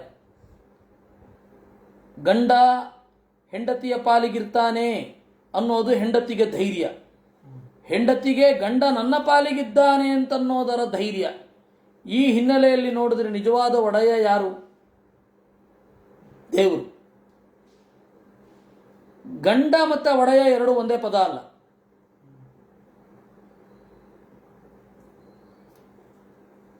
ಇಲ್ಲಿ ಪತಿ ಅಂತನ್ನೋದು ಔಪಚಾರಿಕ, ಪಾಲನೆ ಮಾಡ್ತಾನೆ, ಮಾಡದೇನೂ ಇರಬಹುದು. ಒಂದೊಂದು ಪದಕ್ಕೂ ಬೇರೆ ಬೇರೆ ಅರ್ಥ ಇದೆ. ಇವಾಗ ನೋಡಿ, ಭರ್ತ ಅಂತಂದ್ರೆ ಸಾಕ್ತಾನೆ ಅಂತ, ಭರಣ ಕರ್ತ, ಅದ್ಯಾರೂ ಆಗಬಹುದು. ಆದರೆ ವಿಶೇಷ ಭರ್ತ ಅಂತಂದ್ರೆ ಮದುವೆ ಮಾಡಿಕೊಂಡು ತನ್ನನ್ನು ಸಾಕುವ ಗಂಡನನ್ನೇ ಭರ್ತ ಅಂತ ಕರೆಯೋದು. ಜಾಯ ಅಂತ ಹೇಳ್ತಾರೆ. ಜಾಯ ಅಂದ್ರೆ ಅವನ ಪ್ರತಿರೂಪವನ್ನು ಹೆತ್ತುಕೊಡುವವಳು ಜಾಯ ಅಂತ. ಅದೆಲ್ಲ ಒಂದು ಪರ್ಟಿಕ್ಯುಲರ್ ಗುಣವನ್ನು ಹೇಳುವಂಥದ್ದು. ಅದೆಲ್ಲ ಏನಾಗಿದೆ, ಆ ಗುಣವನ್ನು ಕಳೆದುಕೊಂಡು ಕೇವಲ ವ್ಯವಹಾರ ಪದವಾಗಿ ಮಾತಿಗೆ ವ್ಯವಹಾರದಲ್ಲೇ ಅವುಗಳೆಲ್ಲ ಇವೆ. ಅದೇ ರೀತಿ ಪತಿ ಅನ್ನೋ ಶಬ್ದವೂ ಕೂಡ. ಲೋಕದಲ್ಲಿ ಪತಿ ಯಾರು? ನಮ್ಮ ಜೊತೆಗೆ ದಾಂಪತ್ಯಕ್ಕೆ ಅಡಿಯಿಟ್ಟವರೆಲ್ಲ ಪತಿ ಆಗಬೇಕಾಗಿಲ್ಲ. ಯಾಕೆ ಅಂದರೆ ದೇವರು ನಿಜವಾದ ಪತಿ. ಯಾಕೆಂದರೆ ಆ ಪತಿ ಹೇಗೆ ಅಂದರೆ ಇಬ್ಬರಲ್ಲಿ ಕಾಮವನ್ನು ಉಂಟು ಮಾಡೋದರ ಮೂಲಕ ಇಬ್ಬರ ಒಂದು ಸಂಬಂಧವನ್ನು ಗಟ್ಟಿಗೊಳಿಸಿದವ ಅವ, ಅದರಿಂದಾಗಿ ಪತಿ ಅವನು ಅಂತ. ಇವನಲ್ಲಿ ಒಡೆತನದ ಶಕ್ತಿಯನ್ನು ಕೊಟ್ಟ, ಅವಳು ಸಂಭಾಳಿಸುವ ಶಕ್ತಿಯನ್ನು ಹೊಂದಿದ್ದಾಳೆ, ಮನೆಯನ್ನು ನಡೆಸಿಕೊಂಡು ಹೋಗ್ತಾಳೆ. ಈ ತರಹದ ಅವಲಂಬನೆ ಇರ್ತದೆ. ಆದರೆ ದೇವರಿಗೆ ಅದಿಲ್ಲ, ಪ್ರದ್ಯುಮ್ನ. ಅದರಿಂದಾಗಿ ನಿಜವಾದ ಒಡೆಯ, ಪಾಲನೆ ಮಾಡುವವ, ರಕ್ಷಣೆ ಮಾಡುವವ ಅಂದರೆ ನೀನೇ ಅಂತ ಆ ವರ್ಷ ಸ್ತ್ರೀಯರೆಲ್ಲ ಪ್ರದ್ಯುಮ್ನನ್ನ ಕುರಿತು ಹಾಡುತ್ತಾರೆ. ಇದು ನಮಗೆ ಎಷ್ಟಿಗೆ ಅನ್ವಯ ಆಗಬೇಕು ಅಷ್ಟು ಮಾತ್ರ ಅನ್ವಯ ಆಗಬೇಕು. ನಾವಿದನ್ನು ಪೂರ್ಣ ಅನ್ವಯಿಸ್ಕೊಳ್ಳಿಕ್ಕೆ ಬರಲ್ಲ. ಅವನು ಹೇಳ್ತಾನೆ ಸ ಏಕ ಏವ ಇತರಥ. ಅವರೆಲ್ಲ ಹೇಳೋದು, ಆ ಹೆಣ್ಣು ಮಕ್ಕಳೆಲ್ಲ ಏಕ, ದೇವರೊಬ್ಬನೇ ಬೇರೆ ತರಹ, ಉಳಿದವರೆಲ್ಲರೂ ಕೂಡ ಮಿಥೋ ಭಜನ್ ಆತ್ಮಲಾಭಾತ್ ಅಧಿಮನ್ಯತೆ ಪರಂ. ತಮ್ಮ ಲಾಭ ಏನು ಅದಕ್ಕನುಗುಣವಾಗಿ ಬೇರೆಯವರನ್ನು ಹೊಂದುತ್ತಾರೆ. ಇವ್ರ ಲಾಭ ಏನು? ಏನು ಲಾಭ? ಅದಕ್ಕನುಗುಣವಾಗಿ ಬೇರೆಯವರನ್ನ ಹೊಂದೋದು. ದೇವರಿಗೆ ಲಾಭ ಇಲ್ಲ. ನಾವು ಇವಾಗ ಏನಂತ ಹೇಳಿದ್ರೆ ಅದು ಒಪ್ಪಂದ, ಕೊಡುಕೊಳ್ಳುವಿಕೆ. ಕೆಲವೊಂದು ವಿಚಾರದಲ್ಲಿ ನಾವು ಅವರ ಮೇಲೆ ಅವಲಂಬಿತರಾಗಿರ್ತೇವೆ, ಅವರು ನಮ್ಮ ಮೇಲೆ ಕೆಲವೊಂದು ವಿಚಾರದಲ್ಲಿ ಅವಲಂಬಿತರಾಗಿರ್ತಾರೆ. ಇದು ಲೋಕದಲ್ಲಿರುವ ಗಂಡ ಹೆಂಡಿರ ದಾಂಪತ್ಯದ ಹಿನ್ನೆಲೆ. ಇದನ್ನು ಮೀರಿ ಗಂಡು ಮತ್ತು ಹೆಣ್ಣಿನ ನಡುವೆ ಒಂದು ವಿಚಿತ್ರವಾದ ಸಮಸ್ಯೆಗಳಿದೆ. ಆ ಸಮಸ್ಯೆಯನ್ನು ನಾವು 6ನೇ ಸ್ಕಂದದಲ್ಲಿ ನೋಡುತ್ತೇವೆ. ಗಂಡು ಮತ್ತೆ ಹೆಣ್ಣು ಅಂತಂದ್ರೆ ಏನು ಅಂತ ಮೊದಲು ಹೆಂಗೆ ತಿಳಿದಿದ್ರು, ಆಮೇಲೆ ಹೆಂಗಾಯ್ತು ಅದು, ಅದೆಲ್ಲ 6ನೇ ಸ್ಕಂದದಲ್ಲಿ ಬರುವಂಥದ್ದು. ಇಲ್ಲಿ ಇರೋದು ಒಡೆಯ, ಪತಿ ಅಂದ್ರೆ ಯಾರು? ಲೋಕದಲ್ಲಿ ಪ್ರದ್ಯುಮ್ನನೊಬ್ಬನೇ ಪತಿ. ಹೆಣ್ಣಿನಲ್ಲಿ ಸಂಕರ್ಷಣ ಇರ್ತಾನೆ, ಗಂಡಿನಲ್ಲಿ ಪ್ರದ್ಯುಮ್ನ ಇರ್ತಾನೆ. ನಮ್ಮ ಗಂಡಂದಿರು ಗಂಡ ಆಗಬೇಕು ಅಂತ ಆದರೆ ನಿನ್ನ ಅನುಗ್ರಹ ಬೇಕು. ಹೀಗಾಗಿ ಅವರಿಗೆ ಪತಿತ್ವವನ್ನು ಕರುಣಿಸುವ ಪತಿ ನೀನು ಅಂತ. ಇದೆಲ್ಲ ಉಪನಿಷತ್ತಿನಲ್ಲಿ ಅತ್ಯಂತ ಗುಟ್ಟಾದ ರಹಸ್ಯ. ಅದನ್ನ ಗಂಡ ಹೆಂಡಿರು ಇಬ್ಬರೂ ಅರ್ಥ ಮಾಡಿಕೊಂಡು ದಾಂಪತ್ಯಕ್ಕೆ ಕಾಲಿಡಬೇಕು ಅಂತ. ಆದರೆ ಹೇಳೋರು ಯಾರು ಇವತ್ತು? ಗರ್ಭ ಸಂವನನ ಸೂಕ್ತ ಅಂತ ಒಂದುಂಟು ವೇದದಲ್ಲಿ. ಗರ್ಭದ ಒಳಗಡೆ ಇರುವ ಮಗುವಿನ ಆಕಾರವನ್ನು ಚೆನ್ನಾಗಿ ತಿದ್ದಿ ತೀಡುವಂತಹ ಒಂದು ಸೂಕ್ತ, ದೇವರನ್ನ ಪ್ರಾರ್ಥನೆ ಮಾಡೋದು. ಗರ್ಭಂ ದೇಹಿ ಸಿನೀವಾಲಿ ಗರ್ಭಂ ದೇಹಿ ಪೃತುಷ್ಠಕೆ ಅಂತೆಲ್ಲ ಉಂಟು. ಆಸಿಂಚತು ಪ್ರಜಾಪತಿ ಅಂತೆಲ್ಲ. ಅದನ್ನು ಯಾರಿಗೂ ಉಪದೇಶ ಮಾಡಬೇಕು? ಗಂಡು ಹೆಣ್ಣು ಇಬ್ಬರಿಗೂ ಒಟ್ಟಿಗೆ ಕೂಡಿಸ್ಕೊಂಡು ಉಪದೇಶ ಮಾಡಬೇಕು. ಇವರು ವೇದ ಅಂದರೆ ದೂರ ಹೋಗ್ತಾರೆ, ಇವ್ರಿಗೆ ವೇದ ಬೇಕೇ ಆಗಿಲ್ಲ. ಎಲ್ಲ ಇಂಥವರೇ ಇರೋದು. ಮಧ್ಯದಲ್ಲಿ ವೇದ ಅರ್ಥ ಯಾರಿಗೆ ಹೇಳೋದು? ಇವ್ರಿಗೆ ವೇದ ಬೇಡ, ಅವರಿಗೆ ವೇದ ಅಂದರೆ ಗೊತ್ತಿಲ್ಲ, ಇವರಿಗೆ ವೇದದ ಬಗ್ಗೆ ಗೌರವ ಇದೆ ಅಂತಲೂ ಐಡಿಯಾ ಇಲ್ಲ. ನಾನು ಅದೇ ಹೇಳ್ತಾ ಇದ್ದೆ, ಜನಿವಾರ ಅನ್ನೋದು ಶುದ್ಧಿಗಾಗಿ ಅಂತ ಬಹಳ ಜನರ ಕಲ್ಪನೆ. ಹೀಗಾಗಿ ಏನಾದರೂ ಆದರೆ ಜನಿವಾರ ಚೇಂಜ್ ಮಾಡೋದು, ಕ್ಷೌರ ಆದರೆ ಜನಿವಾರ ಚೇಂಜ್ ಮಾಡೋದು, ಬೇರೆ ಬಹಳ ದೂರದ ಸಂಬಂಧಿಕರು ಅವ್ರಿಗೇನಾರಾಯ್ತು ಇವ್ರು ಜನಿವಾರ ಚೇಂಜ್ ಮಾಡೋದು ಶುದ್ಧಿಗಾಗಿ ಅಲ್ಲ. ಜನಿವಾರ ಅಥವಾ ಯಜ್ಞೋಪವೀತ ಅಂತ ಇರೋದು ವೇದಾಧ್ಯಯನಕ್ಕಾಗಿ. ಉಪಕರ್ಮ ಅನ್ನೋದು ಅಧ್ಯಯನದ ಸಂಕೇತ. ಅಂದರೆ ನಮಗೆ ಈ ಬೇಸಿಕ್ಕೇ ಗೊತ್ತಿಲ್ಲ, ಇನ್ನು ಇಲ್ಲಿ ವೇದಾಧ್ಯಯನ ಎಲ್ಲಿ ಮಾಡೋಣ? ಯಾರಿಗಾದರೂ ಈ ಗರ್ಭಸಂವಹನ ಸೂಕ್ತದಿಂದ ಏನು ಫಲ ಸಿಗತ್ತೆ ಅಂತ ಆಗಬೇಕಾದ್ರೆ ನಿದರ್ಶನಗಳು ಬೇಕಾದಷ್ಟು ಉಂಟು. ಡಾಕ್ಟರು ಆಗೋದೇ ಇಲ್ಲ, ಈ ಮಗು ಅಬ್ನಾರ್ಮಲ್ ಅಂತ ಹೇಳಿದ್ದು ಗರ್ಭಸಂವಹನ ಸೂಕ್ತದಿಂದ ಸರಿಯಾದ ಉದಾಹರಣೆಗಳಿವೆ. ಅದರಿಂದ ಇದು ಎಲ್ಲ ಗಂಡು ಮತ್ತು ಹೆಣ್ಣಿನ ನಡುವೆ ಮೂಡುವ ಕಾಮ ಏನಿದೆ ಅದು ಕೂಡ ಛಂದೋಮಯವೇ. ವೇದದಲ್ಲಿ ಅದಿಲ್ಲದೆ ಇರುತ್ತೇನು? ಅದನ್ನು ಹೇಳಲೇಬಾರದು. ಯಾರು ಹೇಳಿದ್ದು? ಪುರಾಣಗಳೆಲ್ಲ ವೇದವ್ಯಾಸರೆಲ್ಲ ಇಷ್ಟು ಮುಕ್ತವಾಗಿ ಹೇಳದೆ ಕೂತ್ಕೊಳ್ತಾರ? ಸ್ವೇಚ್ಛಾಚಾರ ಇಲ್ಲ, ಆದರೆ ಅದ್ರ ಬಗ್ಗೆ ತಿಳ್ಕೊಳ್ಬಾರದು ಅಂತ ಇಲ್ಲ. ಹಾಗೆ ತಿಳಿಸದೇ ಇದ್ದದ್ದರಿಂದ ಆ ಮಂತ್ರದ ಅರ್ಥ ಏನು ಅಂತ ಗೊತ್ತಾಗಲ್ಲ. ಮಂತ್ರದ ಅರ್ಥ ಏನು ಅಂತ ಗೊತ್ತಾಗದೆ ಅದು ಪರಿಣಾಮ ಬೀರು ಅಂದ್ರೆ ಹೆಂಗೆ ಬೀರಬೇಕು?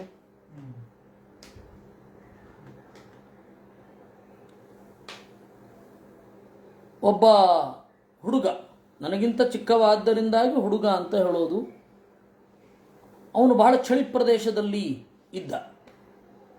ಈಗಲೂ ಅಲ್ಲಿಗೆ ಹೋಗಿ ಬಂದು ಮಾಡ್ತಾನೆ. ಅವನಿಗೆ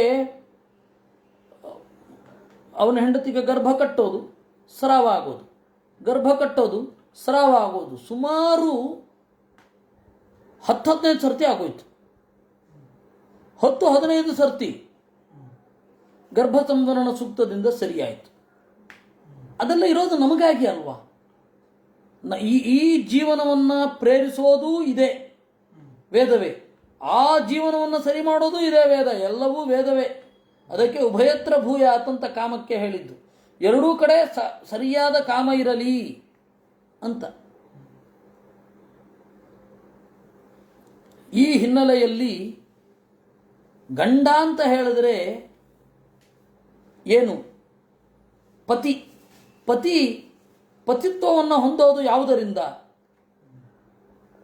ಗಂಡು ಹೆಣ್ಣುಗಳು ಒಟ್ಟಾಗಿ ಇರೋದು ಮೊದಲು ಕಾಮ, ಆಮೇಲೆ ಕಾಮದಿಂದ ಪ್ರೇಮ, ಅಥವಾ ಪ್ರೇಮ ಕಾಮಗಳು ಜೊತೆಯಾಗಿ ಗಂಡು ಹೆಣ್ಣು ಜೊತೆಯಾಗಿ ಇರ್ತಾರೆ. ಇದು ಒಟ್ಟೊಟ್ಟಿಗೆ ಹೋಗುವಂತಹ ಪ್ರಕ್ರಿಯೆ. ಗಂಡಿನಲ್ಲಿ ಆ ಪತಿತ್ವವನ್ನು ಕೊಡುವವ ಒಬ್ಬ ಇದ್ದಾನೆ, ಅವನೇ ಪ್ರದ್ಯುಮ್ನ. ಹೆಣ್ಣಿನಲ್ಲಿ ಇದ್ದು ಭಾರ್ಯಾತ್ವವನ್ನು,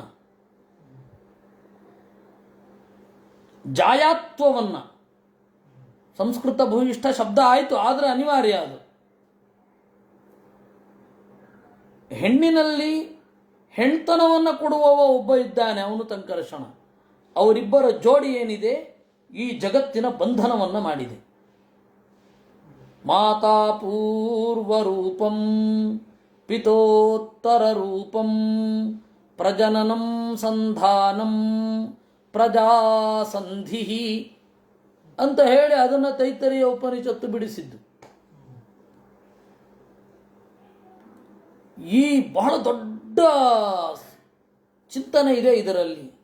ಅದಕ್ಕೆ ಹಿಂದಿನವರು ಭಾಗವತದಲ್ಲಿ ನಾವೆಲ್ಲ ನೋಡಬೇಕಾದ್ರೆ, ಒಂದು ಮದುವೆ ಆಗಬೇಕಾದ್ರೆ ಇಷ್ಟೊಂದು ತಪಸ್ಸು ಯಾಕೆ ಮಾಡಬೇಕು? ನಾವು ನೋಡಿದ್ದೇವೆ.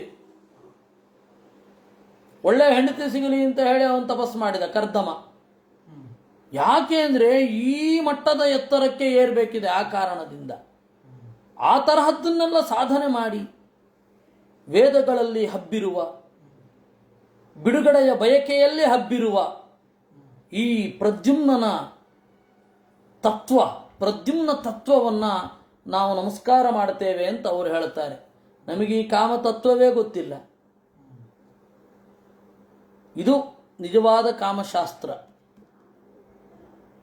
ಇದು ಕಾಮಸೂತ್ರದ ಮೂಲ. ಪಾಪ ಸನ್ಯಾಸಿಗಳಿಗೇನು ಗೊತ್ತಾಗ್ಬೇಕಿದು?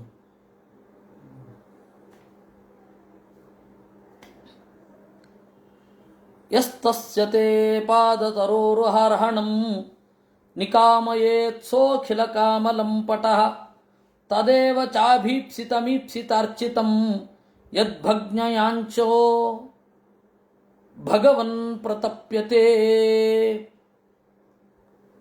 ಸಹ ಅಖಿಲ ಕಾಮಲಂಪಟಃ, ನಿಜವಾಗಿಯೂ ದೇವರ ಅಡಿದಾವರಗಳ ಬಯಕೆಯನ್ನು ಮಾಡ್ತಾನೆ ಅಂತಾದರೆ ಅವನು ಎಲ್ಲ ಕಾಮಗಳನ್ನು ಬಯಸಿದ್ದಾನೆ ಅಂತ ಅರ್ಥ ಅಂತ ಇಟ್ಕೊಳ್ಬೇಕು ಅಂತಾರೆ. ಇವ್ರು ಬೇರೆ ಥರ. ಇದು ವೈರಾಗ್ಯ. ವೈರಾಗ್ಯ ಅಂದರೆ ಬಯಸದೇ ಇರೋದಲ್ಲ, ಸರಿಯಾದ ದಾರಿಯಲ್ಲಿ ಸರಿಯಾದದ್ದನ್ನು ಬಯಸೋದು ವೈರಾಗ್ಯ. ವೈರಾಗ್ಯ ಅಂದರೆ ಸುಖ ಬೇಡ ಅಲ್ಲ, ಸರಿಯಾದ ದಾರಿಯಲ್ಲಿ ಸುಖ ಪಡೆಯುವ ಬಯಕೆ ಅಂತ. ಸುಖದ ಸರಿಯಾದ ದಾರಿಯಲ್ಲಿ ಹೋಗೋದು ವೈರಾಗ್ಯವೇ ವಿನಃ ಬೇರೆ ಅಲ್ಲ ಅಂತಾರೆ. ನೋಡಿ, ಯಹ ತಸ್ಯ ತೇ ಪಾದ ತರೋರು ಹಾರ್ಹಣಂ, ತಸ್ಯ ಗಂಡು ಹೆಣ್ಣುಗಳನ್ನು ಬೆಸೆದಿರುವ, ಬಿಡುಗಡೆಯ ಬಯಕೆಯನ್ನು ನೀಡುವ ನಿನ್ನ ಅಡಿದಾವರಗಳನ್ನು ಪೂಜಿಸುವುದು ಇದೆಯಲ್ಲ, ಅವನಿಗೆ ಎಲ್ಲ ಕಾಮದ ಬಗ್ಗೆ ಸರಿಯಾದ ತಿಳುವಳಿಕೆ ಇರಬೇಕು. ಎಲ್ಲ ಕಾಮವನ್ನು ಒಟ್ಟಿಗೆ ಪಡೆಯಬೇಕು ಅನ್ನುವ ಬಯಕೆ ಇಲ್ಲದೆ ಹೋದರೆ ನಿನ್ನ ಅಡಿದಾವರಗಳನ್ನು ಪೂಜಿಸುವುದಿಲ್ಲ ಅಂತಾರೆ. ನೋಡಿ, ಇವ್ರ ದೃಷ್ಟಿಯೇ ಬೇರೆ. ಕರೆಕ್ಟು, ಈ ಆಯಾಮವೂ ಇದೆ ಅಲ್ವಾ? ತದೇವ ಚ ಅಭೀಪ್ಸಿತಂ ಈಪ್ಸಿತಾರ್ಚಿತಂ ಯದ್ಭಗ್ನಯಾಂಚನೋ ಭಗವನ್ ಪ್ರತಪ್ಯತೆ. ಅದು ಗೊತ್ತಿಲ್ಲ, ಎಲ್ಲೋ ಬೇಡ್ತಾನೆ, ಅದು ಭಗ್ನ ಆಗತ್ತೆ. ಭಗ್ನಯಾಂಚನ, ಅವನ ಬೇಡಿಕೆ ಭಗ್ನ ಆಗತ್ತೆ, ಅವನು ಸಂಕಟಗೊಳ್ತಾನೆ. ಹಾಗಾದರೆ ಏನರ್ಥ? ದೇವರನ್ನು ಭಜಿಸೋದು ಅಂದರೆ ಎಲ್ಲ ಕಾಮಗಳನ್ನು ಬಯಸೋದು ಅಂದ್ರು ಎರಡೂ ಒಂದೇ ಅಂತಾರೆ. ಬೇರೆನೇ ತಿರುವು ಕೊಟ್ಟು ಬಿಡ್ತಾರೆ ಕೇತುಮಾಲದ ಹುಡುಗಿಯರು. ಬಯಕೆ ಅನ್ನೋದಕ್ಕೆ, ವೈರಾಗ್ಯ ಅನ್ನೋದಕ್ಕೆ ಬೇರೆಯದೇ ಆದ ಅರ್ಥ. ಇದು ಬಯಕೆ ಅಂತ, ಸರಿಯಾದ ಬಯಕೆಯನ್ನು ವೈರಾಗ್ಯ ಅಂತ ಕರೀತಾರೆ. ಮತ್ಪ್ರಾಪ್ತಯೇ ಸಸುರಾತುರಾದಯ ತಪ್ಯಂತ ಉಗ್ರಂ ತಪ ಇಂದ್ರಿಯೇ ಧಿಯ ಋತೆ ಭವತ್ಪಾದ ಪರಾಯಣಂ ನ ಮಾಂ ವಿಂದಂತ್ಯಹಂ ತ್ವದ್ಹೃದಯಾಯತೋಜಿತ. ಲಕ್ಷ್ಮೀದೇವಿ ಎಲ್ಲರ ಮುಂದೆ ನಿಂತು ಮಾತನಾಡುತ್ತಾಳೆ. ಪಾಪ ಸಸುರಾತುರಾದಯ, ಕೆಲವೊಬ್ಬರು ದೇವತೆಗಳು ಆರಂಭದಲ್ಲಿ ಸಾಧನೆಯ ಮೊದಲ ದಾರಿಯಲ್ಲಿ, ಅಸುರರು ಇಡೀ ಜೀವನದಲ್ಲಿ, ಇಡೀ ಬಾಳ ಪಯಣದಲ್ಲಿ ನನ್ನನ್ನು ಬಯಸ್ತಾರೆ. ಮತ್ಪ್ರಾಪ್ತಯೇ ಉಗ್ರಂ ತಪಃ ಚರಂತಿ, ನನ್ನನ್ನು ಹೊಂದಲಿಕ್ಕಾಗಿ ಉಗ್ರವಾದ ತಪಸ್ಸನ್ನು ಮಾಡ್ತಾರೆ. ಐಂದ್ರಿಯೇ ಧಿಯ, ಅವರಿಗೆ ನಾನು ಅಂದರೆ ಸಂಪತ್ತು ಅಂದರೆ ಇಂದ್ರಿಯದ ಸಂಪತ್ತು ಅಂತ ಅಂದುಕೊಂಡಿದ್ದಾರೆ ಅವರು. ಉತ್ಕಟವಾಗಿ ಇಂದ್ರಿಯ ಬಯಸುವ ಸಂಪತ್ತು ಅಂತ. ಮನುಷ್ಯನಿಗೆ ಹೂ ನೋಡಿದ್ರೆ ಖುಷಿ ಆಗಲ್ಲ, ಆ ಹೂವನ್ನು ಸಾಳೋದು, ಅದನ್ನು ತೆಗೆದು ಸೆಂಟ್ ಮಾಡಬೇಕು, ಅದನ್ನು ಮೈಗೆ ಹಚ್ಕೋಬೇಕು ಅಂತ ಖುಷಿ. ಅದನ್ನು, ಆ ಹೂವನ್ನು ಹಿಂಡಬೇಕು ಅಂತ ಅವನ ಬಯಕೆ. ಅದು ಹೂ ನೋಡಿ ಖುಷಿ ಆಗಲ್ಲ ಅವನಿಗೆ, ನೋಡಿದ ಮೇಲೆ ಮುಟ್ಟಬೇಕು ಅಂತ. ಹಾಗೆ ಇಂದ್ರಿಯದ ಸುಖದಲ್ಲಿ ತೊಡಗಿ ನನ್ನನ್ನು ಎಲ್ಲರೂ ಬಯಸ್ತಾರೆ. ಪಾಪ ಅವ್ರಿಗೆ ಗೊತ್ತಿಲ್ಲ. ಋತೆ ಭವತ್ಪಾದ ಪರಾಯಣಂ ನಮಾಂ ವಿಂದಂತಿ, ನೀನು ಸಿಗದೆ ಅವ್ರಿಗೆ ನಾನು ಸಿಗಲ್ಲ. ಏನು ಮಾಡೋದು? ಯಾಕೆಂದ್ರೆ ಅಹಂ ತ್ವದೃದಯ, ನನಗೆ ನೀನೇ ಹೃದಯದಲ್ಲಿ ಇರೋದು, ನನ್ನ ರಹಸ್ಯ ನೀನು. ಹೀಗಾಗಿ ದೇವರ ಅಡಿದಾವರೆಗಳಿಗೆ ತೆರೆದುಕೊಂಡವನಿಗೆ ಹೊರಗಡೆ ಸಿಗೋದಿಲ್ಲ ಅಂತ ಇಲ್ಲ, ಸಿಗತ್ತೆ. ಈ ಲೋಕದ ಸುಖ ಇಷ್ಟೇ ಅಂತ ನಮಗೆ ತೀರ್ಮಾನ ಇಲ್ಲ, ಅಷ್ಟೇ. ಲೋಕದ ಸುಖದ ಮಿತಿ ಗೊತ್ತಿಲ್ಲ, ಅದರಿಂದಾಗಿ ಇನ್ನೊಂದ್ಯಾವುದೋ ಸುಖವನ್ನು ಪಡೀಲಿಕ್ಕೆ ಪ್ರಯತ್ನ ಪಡೋಲ್ಲ. ಇನ್ನೊಂದ್ಯಾವುದೋ ಸುಖ ಮತ್ತೆ ಈ ಸುಖ ಎರಡೂ ಸಿಗಬೇಕು ಅಂದರೆ ದೇವರ ಅನುಗ್ರಹವನ್ನು ಪಡಿಬೇಕು. ಯಾಕೆಂದರೆ ಲಕ್ಷ್ಮೀದೇವಿ ದೇವರನ್ನು ಪ್ರೀತಿಸ್ತಾಳೆ. ಆದ್ದರಿಂದ ದೇವರು ಯಾರನ್ನು ಪ್ರೀತಿಸ್ತಾನೋ ಅವನನ್ನು ಲಕ್ಷ್ಮೀದೇವಿ ಪ್ರೀತಿಸ್ತಾಳೆ. ಅದಕ್ಕೆ ಅವಳು ಹೇಳೋದು, ಸತ್ವಂ ಮಮಾಪಿ ಕುರು ಶೀರ್ಷಣಿ ಸ್ವಕಂ ಕರಾಂಬುಜಂ ಯತ್ ತದಧಾಯಿ ಸಾತ್ವತಾಂ ಬಿಭರಸಿ ಮಾಲಕ್ಷ್ಮ ವರೇಣ್ಯ ಮಾಯಯ ಕ ಈಶ್ವರಸ್ಯ ಈಹಿತಂ ಊಹಿತುಂ ವಿಭು ಇತಿ. ನೀನು ನನ್ನ ತಲೆಯ ಮೇಲೆ ನಿನ್ನ ಕೈಯನ್ನು ಇಡು ಅಲ್ವಾ? ಹಾಗೆ ಯಾವಾಗಲೂ ಇಟ್ಟೇ ಇರ್ತಾನೆ ದೇವರು. ಅದನ್ನು ರಾಮರೂಪದಲ್ಲೂ ತೋರಿಸಿದ. ಅವನು ಉಂಗುರವನ್ನು ಕೊಟ್ಟ. ಅವಳು ಅಂದರೆ ನಾನು ನಿನ್ನ ಮೇಲೆ ಕೈ ಇಡ್ತಾ ಇದ್ದೇನೆ ಅಂತ. ಅವಳು ಜಡಬಿಲ್ಲೆಯನ್ನು ಕೊಟ್ಲು. ಅಂದರೆ ನನ್ನ ತಲೆಯ ಮೇಲೆ ನಿನ್ನ ಕೈ ಇರಲಿ, ನೀನು ಕೈ ಇಟ್ಟರೆ ಅಲ್ಲಿ ನಾನು ತಲೆ ಇಡ್ತೇನೆ ಅಂತ. ನನ್ನ ತಲೆಯ ಮೇಲೆ ನಿನ್ನ ಕೈ ಇರಲಿ ಅಂತ ಅರ್ಥ ಅಲ್ವಾ? ರಾಮಾವತಾರದ ಒಂದು ಕ್ರಿಯೆಯೂ ಕೂಡ ವಿಚಿತ್ರ ಸಂಕೇತ ಆಗಿ ಹೋಗ್ತದೆ. ಹೀಗೆ ಬಯಕೆಯ ಬಗೆಗೆ, ಬಯಕೆಯ ಹಿಂದೆ ಇರುವ ಮನಸ್ಸಿನ ಬಗೆಗೆ, ಆ ಮನಸ್ಸು ಬಯಕೆಯನ್ನು ನೋಡುವ ಬಗೆಗೆ ಒಂದು ವಿಚಿತ್ರವಾದ ಆಯಾಮವನ್ನು ನಮಗೆ ಕೇತುಮಾಲದ ಹುಡುಗಿಯರು ತೋರಿಸ್ತಾರೆ. ಕೇತುಮಾಲದ ಹುಡುಗಿಯರ ಮುಂದಾಳು ಲಕ್ಷ್ಮೀದೇವಿ. ಅವಳು ಲಕ್ಷ್ಮೀದೇವಿ ಸಾಕ್ಷಾತ್ತಾಗಿ ಇಲ್ಲ, ರತಿ ಇದ್ದಾಳೆ. ಆ ರತಿಯ ಒಳಗಡೆ ಲಕ್ಷ್ಮೀದೇವಿ ಇದ್ದಾಳೆ. ಹೀಗೆ ಒಳಗಡೆಯ ಹೊರಗಡೆಯ ಸಂಭಾಷಣೆ, ಅದು ಒಳಗಡೆಗೂ ಸಲ್ಲತ್ತೆ, ಹೊರಗಡೆಗೂ ಸಲ್ಲತ್ತೆ. ಅದಕ್ಕೆ ಕಾಮ ಉಭಯತ್ರ ಭೂಯಾತ್, ಎರಡೂ ಕಡೆ ನಮ್ಮ ಕಾಮನೆ ಸಾಗಲಿ ಸಲ್ಲಲಿ ಅಂತ ಹೇಳಿ ಅದ್ಭುತವಾದ ಕಾಮಶಾಸ್ತ್ರದ ವಿವರಣೆ. ರಮ್ಯಕೇತು ಭಗವತ ಪ್ರಿಯಂ ಮಾತ್ಸ್ಯಂ ಅವತಾರ ರೂಪಂ ತದ್ವರ್ಚ ಪುರುಷಸ್ಯ ಮನೋಃ ಪ್ರಾಗ್ದರ್ಚಿತಂ ಸ ಇದಾನೀಮಪಿ ಮಹತಾ ಭಕ್ತಿಯೋಗೇನ ಆರಾಧಯನ್ ಇದಂಚ ಉದಾಹರತಿ. ಇನ್ನು ಇಳಾವೃತದ ಉತ್ತರದಲ್ಲಿರುವ ರಮ್ಯಕವೆಂಬ ವರ್ಷದಲ್ಲಿ ಪರಮಾತ್ಮನ ಮಾತ್ಸ್ಯ ರೂಪ ಅಂದರೆ ಮತ್ಸ್ಯಾವತಾರದ ರೂಪ ಇದೆ. ಆ ರಮ್ಯಕದ ಒಡೆಯ ಮನು. ಆ ಮನು ಏನು ಮಾಡ್ತಾನೆ, ಮೊದಲು ಇದನ್ನು ವಿಶೇಷತಃ ವೈವಸ್ವತ ಮನು ಮೊದಲು ಇದನ್ನು ಅನುಭವಿಸಿದ್ದಾನೆ. ಆ ಮತ್ಸ್ಯ ರೂಪದಿಂದ ಗೊತ್ತಾಗಿದ್ದು ದೇವರ ವ್ಯಾಪ್ತಿ. ವಾಮನ ರೂಪದಿಂದಲೂ ಅದೇ ಗೊತ್ತಾಗಿದ್ದು. ವಾಮನ ರೂಪದ ಬಗ್ಗೆ ನಮ್ಗೆ ಏನೇನೇನೇನೇನೇನೋ ಕಲ್ಪನೆ ಇದೆ. ಅದು ಪುಡಿ ಪುಡಿ ಆಗೋದಕ್ಕೆ ನಾವು 8ನೇ ಸ್ಕಂದ ತನಕ ಕಾಯಬೇಕು.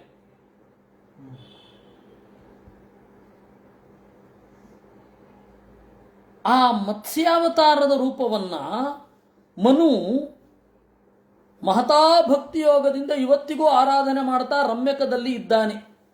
ಇದಂಚ ಉದಾಹರತಿ, ಹೀಗೆ ಹೇಳ್ತಾನೆ. ಏನು? ಓಂ ನಮೋ ಭಗವತೆ ಮುಖ್ಯತಮಾಯ ನಮಃ ಸತ್ವಾಯ ಪ್ರಾಣಾಯ ಓಜತೆ ಬಲಾಯ ತಹತೆ ಮಹಾಮತ್ಸ್ಯಾಯ ನಮಃ ಇತಿ. ಮೊದಲು ಹೀಗೆ ಹೇಳ್ತಾನಂತೆ, ನಮೋ ಭಗವತೆ ಮುಖ್ಯತಮಾಯ, ಅತ್ಯಂತ ಮುಖ್ಯ ನೀನು. ಯಾಕೆ ಅತ್ಯಂತ ಮುಖ್ಯ?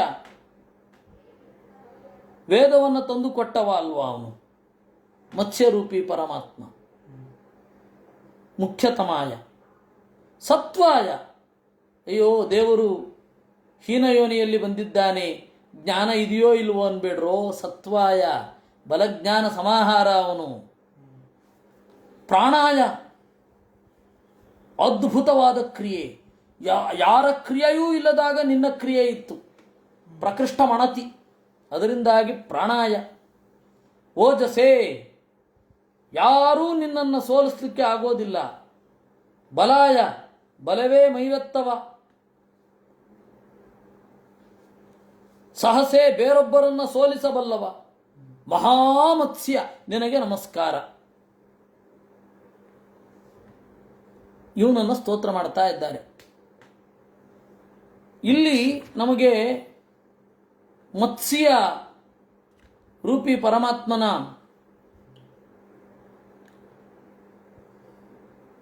ಚಿಂತನೆ ತಂತ್ರಸಾರದಲ್ಲಿ ಬರೋಲ್ಲ. ಏಕೆಂದರೆ ಪ್ರಾಯ ಈ ಯುಗಕ್ಕೆ ಅದು ಸಂದಿಲ್ಲ. ಮತ್ಸ್ಯಾವತಾರ ಕೂರ್ಮಾವತಾರ ಎರಡರ ಚಿಂತನೆ ಇಲ್ಲ. ಏಕೆಂದರೆ ಇದು ಈ ಯುಗಕ್ಕೆ ದೂರ.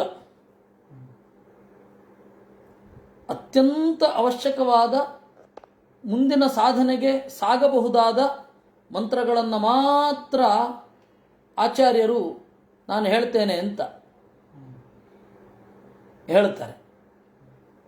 ಈ ಎಲ್ಲವನ್ನು ನೋಡಿದಾಗ ನಮಗೊಂದು ಅರ್ಥ ಆಗತ್ತೆ, ಇಲ್ಲ ಇದು ಪ್ರಾಯ ನಮಗೆ ಯೋಗ್ಯವಾದದ್ದಲ್ಲ. ಹಾಗಾಗಿ ಯಾವ ರೂಪಗಳನ್ನು ಹೇಳಿದ್ದಾರೆ ಅದನ್ನು ನೋಡಿದ್ರೆ ಗೊತ್ತಾಗುತ್ತೆ. ವರಾಹ ರೂಪವನ್ನು ಅವರು ಚಿಂತನೆ ಮಾಡಿಸ್ತಾರೆ ಆಚಾರ್ಯರು. ವರಾಹ ರೂಪದ ಚಿಂತನೆ ಮಾಡಿಸ್ತಾರೆ. ಮತ್ಸ್ಯ ಇಲ್ಲ, ಕೂರ್ಮ ಇಲ್ಲ. ವಾಮನ ರೂಪದ ಚಿಂತನೆ ಮಾಡಿಸ್ತಾರೆ. ಭಾರ್ಗವ, ಪರಶುರಾಮನ ಚಿಂತನೆ ಇದೆ ಜಾತವೇದಸೆ ಮತ್ತು ಭಾರ್ಗವಾಯ ಅನ್ನೋಲ್ಲಿ, ಯಾಕೆಂದರೆ ಅಗ್ನಿಯ ಮಾಧ್ಯಮದಲ್ಲಿ ಬೇಕು. ಆದರೆ ಮತ್ಸ್ಯ ರೂಪದ ಬಗ್ಗೆ ಚಿಂತನೆಯನ್ನು ಮೂಡಿಸೋಲ್ಲ. ಆದರೆ ಅದರ ಆ ಅವತಾರದ ರಹಸ್ಯವನ್ನು ತಿಳಿಬೇಕು ಅಂತಾದಾಗ ಮತ್ಸ್ಯ ರೂಪವನ್ನು ನಾವು ನೋಡಬೇಕಾಗುತ್ತೆ. ಮತ್ಸ್ಯ ರೂಪವನ್ನು ನಾವು ನೋಡೋದು ಹೀಗೆ: ಅಂತರ್ಬಹಿಶ್ಚಾಖಿಲ ಲೋಕಪಾಲಕೈ ಅದೃಷ್ಟರೂಪ ವಿಚರಸಿ ಉರುಸ್ವನಃ ಸೈಶ್ವರಸ್ತ್ವಂ ಯ ಇದಂ ವಚೇನ ಯನ್ ಆತ್ಮಾ ಯಥಾ ದಾರುಮಯೀಂ ನರಸ್ತ್ರಿಯಂ. ಓ ದೇವರೇ, ನೀನು ಒಳಗಡೆ ಹೊರಗಡೆ ಸಂಚಾರ ಮಾಡ್ತಾ ಇರ್ತಿ. ನಿನ್ನನ್ನು ಕಂಡವನು ಯಾರು? ದೊಡ್ಡ ಸದ್ದು ಇರುತ್ತೆ. ಒಳಗಡೆ ಅಂದರೆ ದೇಹದ ಒಳಗಡೆ, ಹೊರಗಡೆ ಅಂದರೆ ಹಿರಿದಾದ ಕಡಲಲ್ಲಿ, ವಿಶೇಷತಃ ಪ್ರಳಯದ ಕಡಲಲ್ಲಿ ತಿರುಗ್ತಾ ಇರ್ತಿ. ನೀನು ದೊಡ್ಡ ಸದ್ದು ಮಾಡ್ತಾ ಇರ್ತಿ. ಆ ಸದ್ದು ನಮಗೆ ಕೇಳೋದಿಲ್ಲ. ಯಾಕೆ ಅಂದರೆ ಈ ನಾಡಿಗಳೆಂಬ ನದಿಗಳಲ್ಲಿ ಅನೇಕ ಕೊಳೆ ತುಂಬಿದೆ. ಅದರಿಂದಾಗಿ ನಾವು ಅದನ್ನು ಕೇಳ್ಕೊಳ್ಳಿಕ್ಕಾಗಲ್ಲ. ಮತ್ಸ್ಯನಾಗಿ ನೀನು ಒಳಗಡೆ ಎಲ್ಲ ಸಂಚಾರ ಮಾಡೋದು ನಮ್ಮ ಅನುಭವಕ್ಕೆ ಬಂದರೆ ನಿನ್ನ ಹಿರಿದಾದ ಸದ್ದು ಈ ಕಿವಿಗೆ ಕೇಳುತ್ತೆ. ಉರುಸ್ವನಃ. ಅವನ ವೈಯಕ್ತಿಕವಾದ ಅನುಭವದ ಒಂದು ಹಿನ್ನೆಲೆ ಇದೆ. ಮತ್ಸ್ಯರೂಪಿ ಪರಮಾತ್ಮ ವೈವಸ್ವತ ಮನುವಿಗೆ ಪಾಠ ಮಾಡಿದ. ಇಡೀ ಪ್ರಳಯ ಕಾಲದ ತುಂಬ, ಪ್ರಳಯ ಕಾಲ ಮುಗಿಯುವವರೆಗೂ ಪಾಠ ಮಾಡ್ತಾ ಇದ್ದ. ಆ ಧ್ವನಿ ಇನ್ನೂ ನನ್ನ ಕಿವಿಯಲ್ಲಿ ಗುಮಿಗುಡ್ತಾ ಇದೆ. ಇವತ್ತಿಗೂ ನೀನು ಹಾಗೆ ಸಂಚಾರ ಮಾಡೋದು ಕೇಳುತ್ತೆ. ಕಿವಿ ಕೊಡಬೇಕು. ಲೋಕಪಾಲಕೈರದೃಷ್ಟ ರೂಪ. ಲೋಕಪಾಲಕರು ಕಾಣದ ರೂಪ ನಿನ್ನದು. ಏನ್ರಿ ಹೀಗಂತಾನೆ? ಹೌದು, ಲೋಕಪಾಲಕರ ಬಗೆಗೆ ಇವನಿಗೆ ಗಮನ ಇಲ್ಲ. ಆದ್ದರಿಂದಾಗಿ ಲೋಕಪಾಲಕರು ಕಾಣದ ರೂಪ ಅಂತಾನೆ. ಆದರೆ ಇನ್ನೊಂದು ಅರ್ಥದಲ್ಲಿ ತಗೊಳ್ಳೋದಾದರೆ ಲೋಕಪಾಲಕರು ಪೂರ್ತಿಯಾಗಿ ತಿಳಿಯದ ರೂಪ ಅಂತ ಅರ್ಥ. ಸೈಶ್ವರ ತ್ವಂ, ಅಂತಹ ಒಡೆಯ ನೀನು. ಇದಂ ವಶೇ ಅನಯತ್, ಇಡೀ ಜಗತ್ತನ್ನು ನಿನ್ನ ತೆಕ್ಕೆಗೆ ತೆಗೆದುಕೊಂಡದ್ದನ್ನು ನೋಡಿ ನಾನು ಕಣ್ಮರೆಯ ಬೆಕ್ಕಸ ಬೆರಗಾಗಿದ್ದೇನೆ. ಪುಟ್ಟ ಶಫರಿಯಾಗಿ ಬಂದೆ. ಕಮಂಡಲುವನ್ನು ತುಂಬಿದೆ, ಇಳಿಭಾವಿಯನ್ನು ತುಂಬಿದೆ, ಕೊಳವನ್ನು ತುಂಬಿದೆ, ನದಿಯನ್ನು ತುಂಬಿದೆ, ಕಡಲನ್ನು ತುಂಬಿದೆ. ಅಲ್ಲಿಗೆ ನನ್ನ ಮನಸ್ಸಿನಲ್ಲಿ ತುಂಬಿಯಾಗಿತ್ತು ನೀನು. ಅಂತಹ ನಿನಗೆ ದೊಡ್ಡ ನಮಸ್ಕಾರ. ಅಂದರೆ ನಿನ್ನ ವಶದಲ್ಲಿ ಯಾವಾಗಲೂ ಇರುತ್ತೆ. ನಿನ್ನ ವಶದಲ್ಲಿ ಜಗತ್ತಿದೆ ಅಂತ ನಾನು ಕ್ರಮವಾಗಿ ತಿಳಿದುಕೊಂಡೆ. ಅದು ರಿಫ್ಲೆಕ್ಷನ್, ಲ್ಯಾಂಗ್ವೇಜಿನಲ್ಲಿ ಇರುವಂತಹ ಒಂದು ರಿಫ್ಲೆಕ್ಷನ್. ಅದು ಬೇರೆ ಭಾಷೆಯಲ್ಲೆಲ್ಲೂ ಇಲ್ಲ. ಅದು ಬಂದರೆ ಅದು ಭಾರತೀಯ ಭಾಷೆಯ ಇನ್ಫ್ಲೂಯೆನ್ಸೇ. ಬೆಂಗಳೂರು ಕಮ್ಸ್ ಅಂತ ಅನ್ಬಾರದು. ಬೆಂಗಳೂರು ಬರ್ತಾ ಇದೆ, ಬೆಂಗಳೂರು ಇಸ್ ಕಮಿಂಗ್ ಅಂತಂದರೆ ಅದು ಆಂಗ್ಲ ಅಲ್ಲ, ಅದು ಕನ್ನಡ. ಅದು ಬೆಂಗಳೂರು ಬರ್ತಾ ಇದೆ ಅಂತ ಕನ್ನಡ ಮಾತ್ರ ಅಲ್ಲ, ಸಂಸ್ಕೃತವೂ ಉಂಟು. ಪಾಟಲಿಪುತ್ರ ಆಗಮಿಷ್ಯತಿ ಅಂತ ಅಂದರೆ ನಾವು ಹೋಗ್ತಾ ಇರೋದನ್ನು ಅದ್ರ ಮೇಲೆ ಆರೋಪ ಮಾಡೋದು. ಇಂಗ್ಲೀಷಿನಲ್ಲಿ ವಿ ಆರ್ ರೀಚಿಂಗ್ ಅಂತ ಹೇಳ್ತೇವೆ, ನಾವು ತಲುಪ್ತಾ ಇದ್ದೇವೆ, ಅಲ್ಲಿ ರಿಫ್ಲೆಕ್ಷನ್ ಇಲ್ಲ. ಆದರೆ ಕನ್ನಡದಲ್ಲಿ ಇನ್ನೇನು ಬೆಂಗಳೂರು ಬರ್ತಾ ಇದೆ ಅಂದರೆ ನಾವು ಹೋಗ್ತಾ ಇರೋದನ್ನು ಅದ್ರ ಮೇಲೆ ಆರೋಪ ಮಾಡೋದು ಅಂತ. ಇದು ಬೇರೆ ಯಾವ ಭಾಷೆಯಲ್ಲೂ ಇಲ್ಲ, ಭಾರತೀಯ ಭಾಷೆಯಲ್ಲೂ ಉಂಟು ಸಮಗ್ರ. ಯಾಕಂದರೆ ಸಂಸ್ಕೃತದಲ್ಲಿದೆ, ಮಹಾಭಾಷ್ಯದಲ್ಲಿ ಆ ಪ್ರಯೋಗ ಮಾಡ್ತಾರೆ. ಅದರ ಔಚಿತ್ಯವನ್ನು ಅರಿಯಬೇಕು. ಯಾಕೆ ಅಂದರೆ ಅದು ಮೂಲದಲ್ಲಿ ಭಾಗವತಾದಿಗಳಲ್ಲಿ ಬಳಸಿದ ಭಾಷೆ. ಏನದು ಔಚಿತ್ಯ? ದೇವರು ಈ ಇಡೀ ಜಗತ್ತನ್ನು ತನ್ನ ವಶದಲ್ಲಿ ತೆಗೆದುಕೊಂಡ ಅಂತಂದರೆ ನಮಗೆ ಕ್ರಮೇಣ ಇದು ದೇವರ ವಶ, ಇದು ದೇವರ ವಶ, ಇದು ಮತ್ಸ್ಯರೂಪಿ ಪರಮಾತ್ಮ ಅವನ ಮನಸ್ಸಿನಲ್ಲಿ ನಿಧಾನವಾಗಿ ವ್ಯಾಪಿಸಿದ್ದರ ಸಂಕೇತ ಹೊರಗಡೆ ತೋರಿದ್ದು. ಅದು ಹೊರಗಡೆ ದುಬುಕ್ ಅಂತ ದೊಡ್ಡದಾಗ್ತಾ ಇತ್ತು ಅಂತ ಅರ್ಥ ಅಲ್ಲ. ಅದು ಬೆಳವಣಿಗೆ ಮನುವಿನ ಮನಸ್ಸಿನದ್ದೇ ವಿನಃ ಮತ್ಸ್ಯರೂಪನದ್ದಲ್ಲ ಅದು. ಯಾಕೆಂದರೆ ಮತ್ಸ್ಯರೂಪ ಯಾವಾಗಲೂ ಪ್ರವೃದ್ಧ, ಅವನು ತೋರಿದ ಹಾಗೆ ಮನುವಿಗೆ. ಈ ತರಹದ ನಿನ್ನ ಅಚ್ಚರಿ, ನಿನ್ನ ಸಾಮರ್ಥ್ಯ ಬಹಳ ಅಚ್ಚರಿ ತರುವಂಥದ್ದು. ಅದನ್ನು ನಾನು ಅದಕ್ಕೆ ನಮಸ್ಕಾರ ಮಾಡ್ತೇನೆ, ನಮಿಸುತ್ತೇನೆ ಅಂತ ಇನ್ನೊಂದು ಸ್ತೋತ್ರಗಳುಂಟು. ಸುಮಾರು ಇನ್ನೂ 2 ಶ್ಲೋಕಗಳಿದೆ, ಬಹಳ ವಿಚಿತ್ರವಾಗಿದೆ. ಅದನ್ನು ನಾವು ನಾಳೆ ನೋಡೋಣ ಅಂತ ಹೇಳ್ತಾ ಇವತ್ತಿನ ಚಿಂತನೆಯನ್ನು ಮುಗಿಸೋಣ. ಕೃಷ್ಣಾರ್ಪಣಮಸ್ತು. ಅನೇನ ಭಾವಿಯತ್ ಪುಣ್ಯಂ ತದಾಪ್ನೋತಿ ಪಿತಾಮಹ.